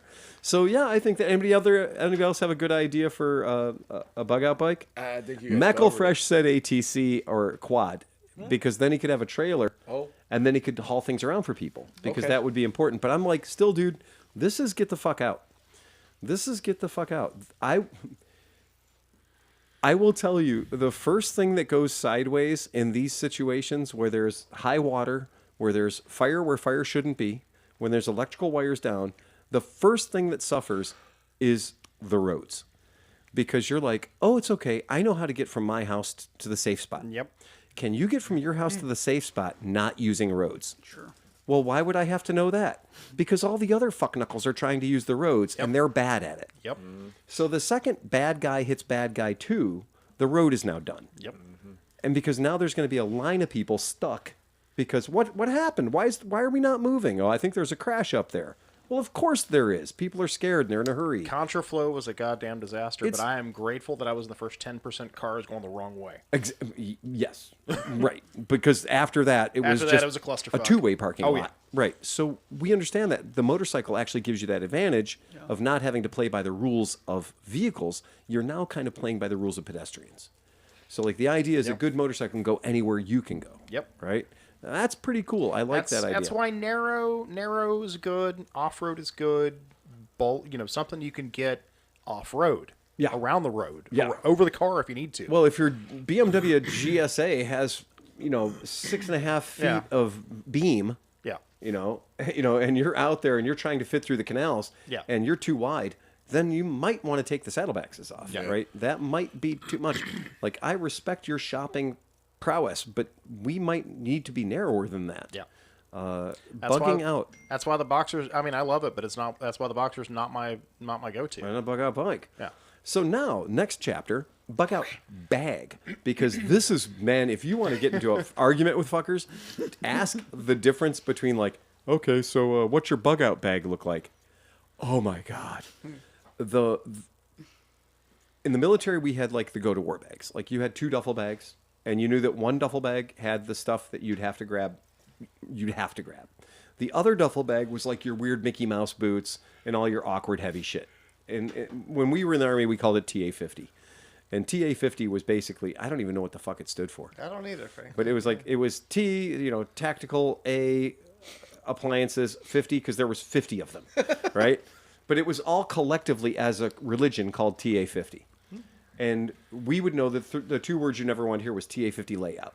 Because you're like, TA-50 layout. Oh, what the fuck, man? That means you got to dump 50 things. And It means you got to put everything out in a particular order that somebody decided was going to be the order in the 1800s. And like your Mickey Mouse boots have to point this way. Your NBC, your nuclear biological contaminated clothes have to point this way. And like you gotta clean things with toothbrushes. And you gotta armor all things that shouldn't be armor-alled. And you gotta lay all this crap out so some like fucking 52-year-old sergeant major can go like, stupid, and then leaves, right? It was dumb. It was, and not one bit of it prepared me for anything. And also, 90% of the shit in that bag was useless. It was heavy, it was rubber, and the military paid for it. So you had to drag it around everywhere you fucking went. better than having to pay for it yourself. Well, you only had to pay for it yourself. You scratched it, dented it, or damaged it, or lost it. In which case, then you had to pay for it yourself. What if you were getting shot while you scratched it? Still had to pay for it yourself. Yeah. Seriously? Dude, when guys are getting done with the military, Yeah. and you want to clear out, when you're in an ETS, you want to end your time of service. There's a whole thing that you have to do to turn in all the shit that you thought the Army gave you, but turns out they were just loaning it to you. Oh my God. And you got to turn it all back in. Even the shit you never used, but when you were 18 and you signed for it, they got one passed on you because they gave you the thing that was like damaged, dented, blemished, or bruised. And you were like, you're 18. I don't fucking know. I'm just going to take it. And then you realize 4 years later when you're trying to turn that shit in that, no, this is DX. You can't turn this in. What? But we'll tell you where you can buy one. Does that affect your final paycheck? The dumb thing is there's a guy outside of every post on the planet Earth called Cheap Charlie. And Cheap Charlie, in every post on planet Earth where the Americans are, has secretly stolen or been pawn shopped every piece of American TA-50 you'll ever need. You crush your Kevlar in some mysterious act of skullfuckery that you shouldn't have done, like let your Kevlar get between the hull and the turret of the tank like I did, and you ruin your Kevlar, and you're like, oh man, they don't even tell you that is a training, like that's a training damage, and that you can walk into S4 and you can be like, I broke this. And they're like, fill out this form, we'll give you a brand new one. They tell you these weird things about like, oh no, you're gonna get an Article 15 for damaging government property. They scare you so much that you go off post and buy an illegally acquired black market Kevlar helmet that some other private like just needed beer money and sold his Kevlar to Cheap Charlie.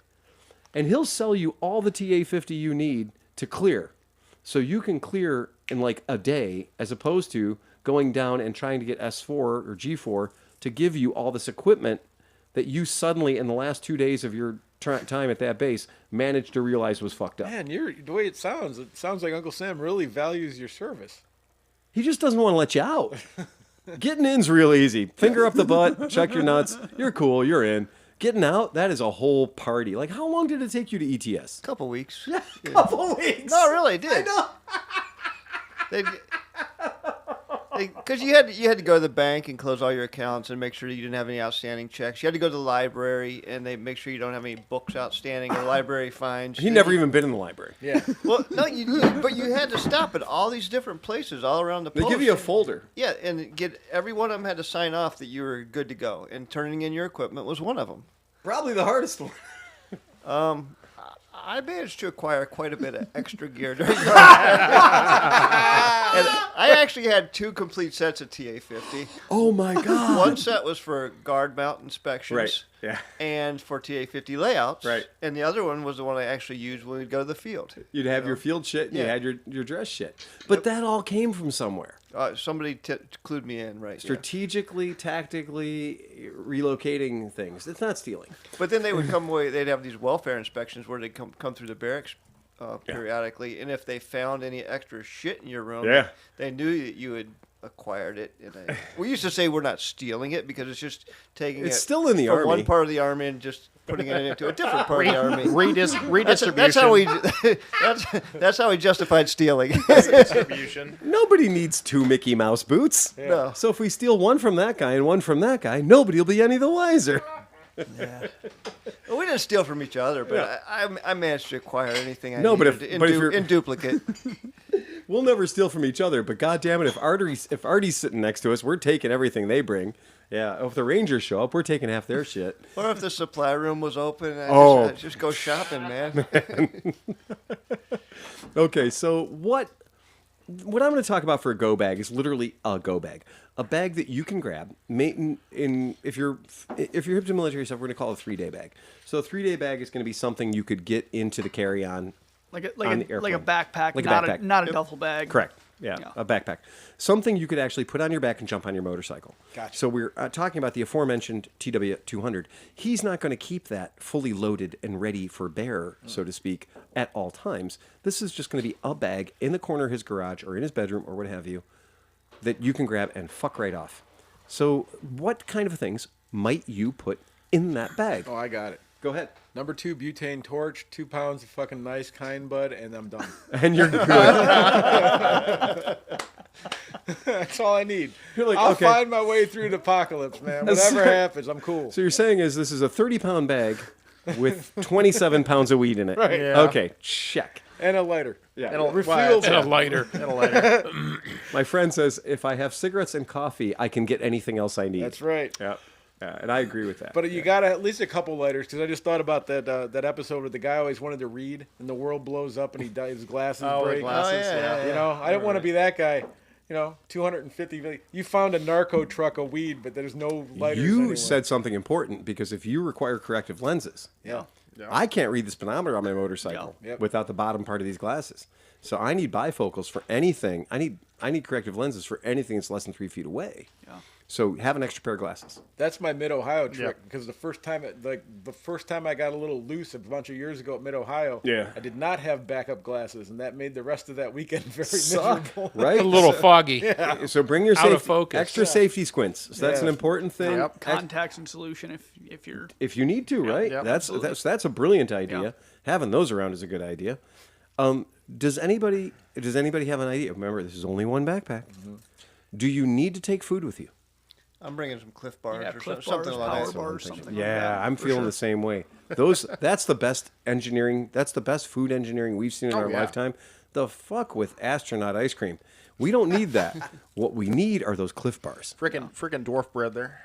Yeah, seriously, those Cliff Bars are magical. Yeah. You'd be like, And they pack down real quick. There's real nothing. quick, easy. yeah, there's the size of a pack of cards, man. It's modern day pemmican. It really is.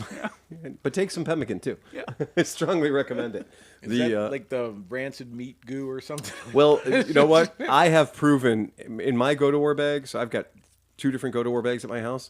So I got a bug out bag and I got an actual lay bag that type bag that I carry, and not even my medic bag. Just those are my 2. This is real. I realized that jerky does have a shelf life. Ah. And when you are like, so once a year I go through my go to war bags and I eat all the stuff in my go to war bags. It's like Repack. I go for it. Right, it's time to restock. Let's just do it. It's winter. Let's get weird. And I opened up this bag of jerky on a road trip, and I was like, this is last year's jerky. We're just making. Oh no! When jerky goes, it really does show you its worst side. Yep. Because you're like, you can get it down because it doesn't smell bad. No. And it does kind of still work like jerky. You have to work a lot more at it, but then it's just sour in your stomach. It just makes you feel rotten.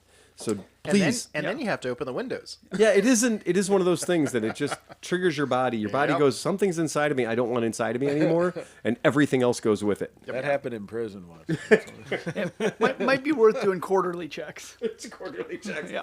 I do. I renew my bag once a year. Everything in my If it's bag is not- good If for it's 1 not year. vacuum sealed, it's not any good. Yeah, that's true. That's true. Okay, so that's a good idea. So Yep. energy bars, those are Yep. the Cliff bars are particularly good because so much energy in them. Anything you're going to put in a bag, food wise or water wise, even, is going to have to be vacuum sealed or factory sealed to the point where it's locked down. Like I said, I've been through this, so you know. You know, one thing you got to think about too, and like, fortunately, I don't have any. Well, I have my medication, but I mean, but Oh, like your absolutely. medications, you got to have Oh. enough medications to survive Absolutely. if you have. I'd those. say a rudimentary first aid kit. An individual Yeah. first aid kit's a damn good idea. If you don't know how to do a individual first aid kit, IFAC kit, go to YouTube, go to Google. It'll tell you how to do it. We talked about it on one podcast we did here a little while ago. Maybe we should talk about Tourniquet. it again. Tourniquets are a great thing. Have at least a tourniquet, or know how to make a tourniquet out of anything you have. That will save your life. Water is an interesting thing. Yep. Oh, yeah. Water, it's very tough to carry water. 1, it's heavy. 2, it wiggles around. 3, it will leak. Did those Life straw. I was going to say, do those life straws actually work? Yeah, I'm they gonna can do 1,000 liters. Dude. I'm going to beat you on that. Okay. Okay. Life straws are cool, and I have one in my go bag. But I have also learned that the blue Brita filters. So the blue Brita filter, you don't need to bring the whole thing with you. You don't need to bring the whole Brita pot. You can literally use anything. You can use a 1-gallon water jug, cut a hole in it, put the Brita in it. You can use all kinds of different ways to make that Brita thing work. But that Brita thing will give you a month of drinking water. Well, I can't remember the calculation. There's a cap full of Clorox bleach to gallon or something ratio. Well, that's also a good thing. That's if you have to drink standing water. Yeah. Or if you have to drink water that has just been in a cistern for a really long time and you just don't want to risk it. But those Brita filters, the blue ones in particular, filter out everything, the lead, the whole deal. So that gets you a little further down than like guys that are like, oh, well, here's my piece of charcoal. I will engineer my own charcoal filter. The Brita's this big. The Brita's the size of 2 shot glasses. You're probably okay with You could one Brita boof it if you filter. had to. One, yeah, you could boof if you absolutely. But like one Brita filter though doesn't take up a lot of room, and that gives you a hell of a lot of drinking water. Yeah. Whereas taking 3 liters of water, well, that's 1 day. Yeah. And That's think about the 2 energy. days. I mean, 3 every- liters of water is 6.5 pounds or something too. Yes, Yeah, it that's is. what I'm saying. Every pound you add on yourself takes energy. I mean, I would also say like a gallon Ziploc bag to put stuff in because stuff gets ruined so fast with water if there's any sort yeah. of Oh yeah. We have in Water our like that. in Dry our bags. yeah. in our go bag and in our go bag and our go to war bag, we have a whole bunch of 1-gallon Ziploc bags, and that's when you spend the money and get the real ones. Yeah. You know, you don't want the economy ones. You want the heavier duty because everything you're going to be putting in there is something you really super duper don't want to get wet. And it's amazing how handy it can be keeping shit dry. Yeah. So that is a great suggestion. Other thing is if you're going to be doing that, and you remember 3 days, you are going to need to drink something. Absolutely. You are probably not going to need extra pants. No, but I Speak for yourself. You're gonna laugh at this. Yeah. You're gonna laugh at this, but this is actually a good tip. yeah. Orvis started selling at Costco. Yeah. Now, if you don't know the Orvis brand, it is ultra stupidly lightweight, thin. You can wear it for 3-4 days. Oh, It yeah. does not turn. No. It doesn't. You know, you can sweat all you want. I mean, I lived in New Orleans for 20 years, and finding this stuff was the best thing I could do. It's like wearing silk. It is like wearing silk. And you can wear it 3-4 days. A friend of mine does backpacking. It's the same stuff he buys. And somebody even asked me, like, well, do you fly fish? No why. This is where you're wearing a fly fishing brand course you thing. are. I mean, it's made to jump into the water and come dry. And it is. And it's brilliant stuff. Bug out means that one bag. Yeah. Yeah. That's it. That's what you got. And, you know, in kind of, we just traveled around Germany for 14 days. Oh, yeah. You guys were gone forever. And Merritt and I had a backpack. You didn't even notice the rave we had at the shop. Well, the backpack, like each of us, we didn't check a bag. We didn't have No. a overhead storage bin bag and a carry-on bag. We didn't have a carry-on bag and a personal item. We each had one, what the military would call a 3-day bag. Yep. Right. So that's what each of us traveled with. And we did travel for, 14 plus days in a lot of different places. And we didn't need anything more than what was in that small ruck. Right. And it fits in every container, it fits in every overhead storage bag. And it was funny because you're like, oh, well, we're going to have to go to we're going to go check the hotel and stuff our bags over there because we want to go see this. No, you can just hump it. It's pretty lightweight. It's pretty cool. Our bags were both under 20 pounds a piece. Yep. So it's a real easy ruck. And for a 3-day move out, that is important. You got to have a way to start fire. Yeah. You have to have a multi-tool. If you don't have a multi-tool, you better fucking get one. Get to know it, figure out what it can do, figure out what it can't do. I don't care if you're a Gerber guy or a Leatherman guy. I honestly don't care what religion you are. But you get one, and you have it, and you make sure you have it with you. You need to be able to start a fire. You need to be able to fix anything that might be broken as best as humanly possible. Some duct tape. Fucking duct tape is a king. Yeah. Sharpie markers. Get a Sharpie marker and wrap duct tape around it. Correction. Yeah, anything. Correction. You know what's funny? Like Gorilla tape. Also, yeah, because gorilla same, right? Duct You know what? tape doesn't seem to be having the oomph anymore. But you know what's weird is a lot of first aid kits don't come with super glue. Yeah. And you'd think that they would because you could magical. unstitch yourself Oh, or yeah. whatever you want to call it pretty damn good with I mean, some super the glue. hard part is it goes bad so fast. Yeah, that's true. But I mean, like, and it's single use. Buy the little- small but ones. Let me put it this way: I'm not talking. If you're bugging out and you get a cut this big, you're not using it. But when you get a cut that big, that's when you want to have that. Well, I mean, super if glue. you're totally worried about it, you can buy a stapler. But you're right. The Gorilla Glue comes in handy. We did Dustin's leg with Gorilla Tape. With the Gorilla Tape, we did Dustin's whole leg, and that was a pretty Gorilla, bad. I don't bad know wound. what adhesive Gorilla uses, but it's good. insane. It's really good. Like duct tape, you're like, yeah, and as soon as it gets wet, it's like, I don't want to work anymore. So here's a fun pro tip: the inside of my go bags, all the insides of my go bags. So the part that goes against your back when you have the back on, all the insides of them, every single one of them, I have taken Gorilla Tape and taped the inside of the backpack where it goes, not the part that's touching my skin, but the parts that's inside the bag, and then the outside part, the part that's that's holding the other side. So if you open up my bags and you look inside my bags, what you're looking back at you is this black Gorilla Tape. Why? Because that's now a source of Gorilla Tape that has cost you nothing. It has cost you no weight, it's cost you no space, but it gives the bag a little more structure, and you can peel it off in nice foot-long strips, which are really handy to not have to fuck around with it on the roll. The roll takes up a lot of room, dead space, but when it's put out in strips on the inside of your rucksack, it takes up no space. Now you can peel it off 1 foot at a time, nice and easy, but also, more importantly, it adds to the resiliency of your rucksack. So now if you come across a something sharp and stabby, it's not going to get through your rucksack anymore. And also, dude, I have fixed so many pieces of clothing with Gorilla Tape, and it's just, the shit's magical. So yeah, having that with you. If you have a small sewing kit, it's not a bad idea. These sewing kits are super tiny. Oh yeah, and they still, a lot of hotels still have them. So look around the little. It's not a bad thing to have around. You'd be amazed at. We can buy them at grocery stores too. Yeah, The little itty you'd be amazed at how many times just that little tiny thing comes in handy. You're only packing. This is literally 3 days. Go away and not die. So you can get into some cool stuff. If you have anything that requires batteries, plan on not recharging your shit for 3 days. Have a battery bank with you. Yeah. Have a little cheapo battery bank. Mine is twice the size of my phone, and it'll last for about 3 days. Yeah. So Yeah, and it's solar. It has a solar array on the front of it, so you can set it outside and charge it. I have the solar one. Those usually don't work very well. I have the solar one. It's 20 days of charging gives me one charge on my phone.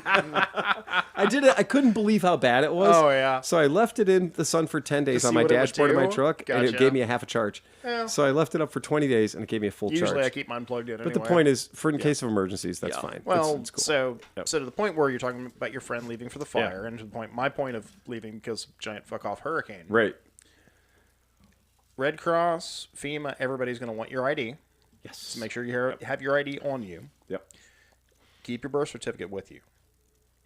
It's important. Make a copy of your birth certificate. Even if you got to make a downsized copy of your birth certificate, make a copy of your passport. Yep. We have copies of our passport. Yep. When we travel, Merritt and I each have a laminated paper copy of our passport and our ID. Yep.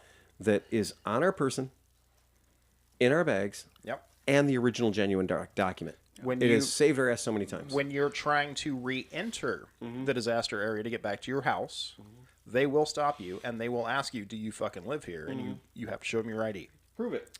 Prove you live here. Okay. Prove it.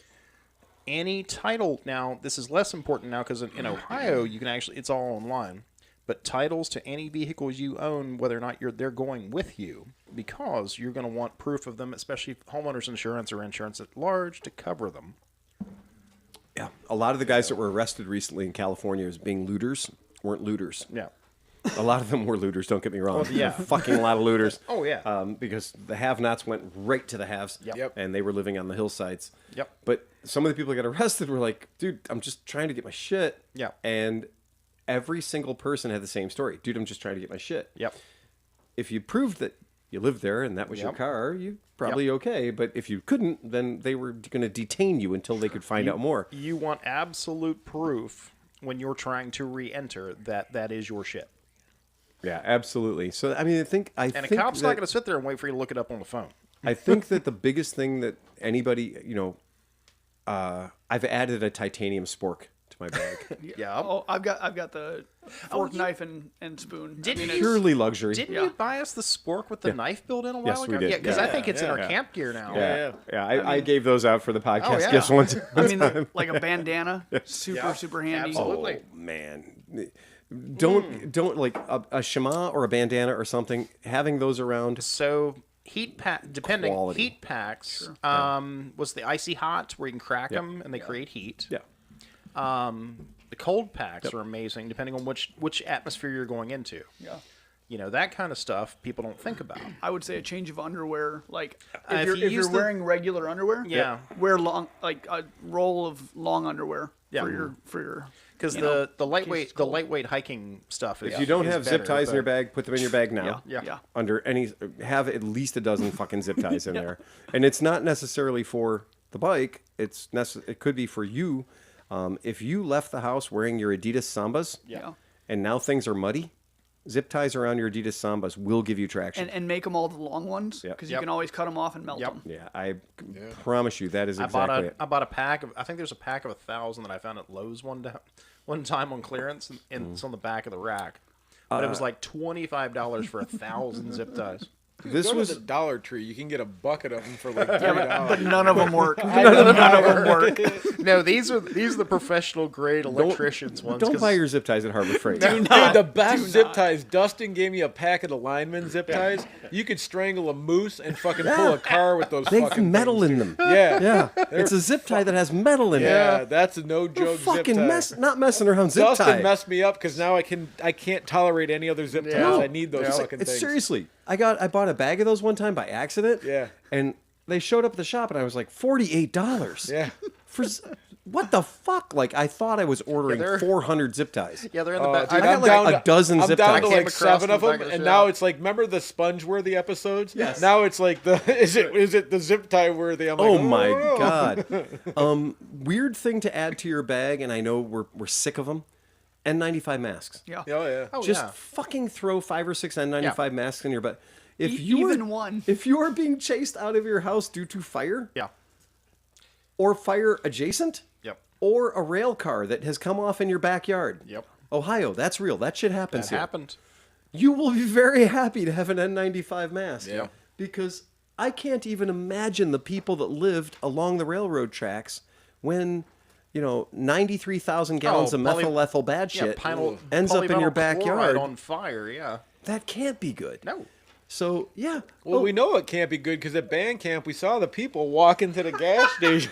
Oh no, that's just typical. Blinky the three-eyed fish, Just, like all the stuff. It was terrible.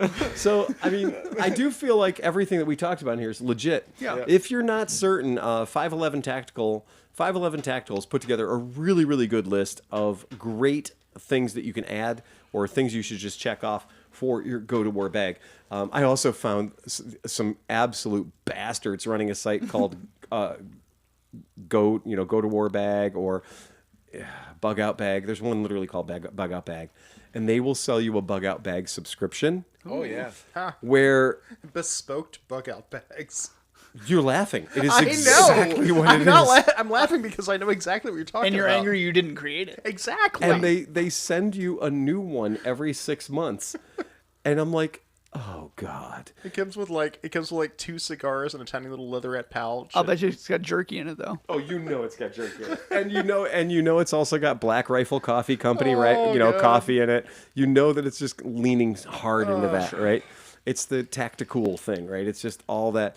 And when I saw it, I was like, you're going to charge me $150 But every 6 months to send me a bag that I'm technically supposed to throw away in 6 months. But I gotta. So the guys that are super into it like Yeah. that, when the shit hits the fan, how do they even get out to bug out when they're so busy masturbating that it finally came? finally it's like, happened. It's finally here. Oh, I'm going to boog so hard.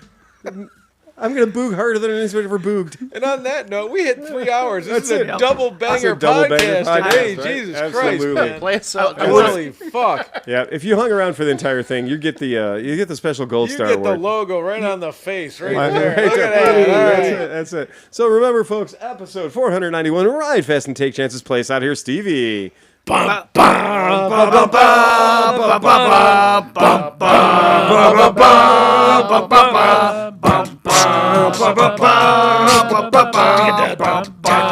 Eject! Get us out of here!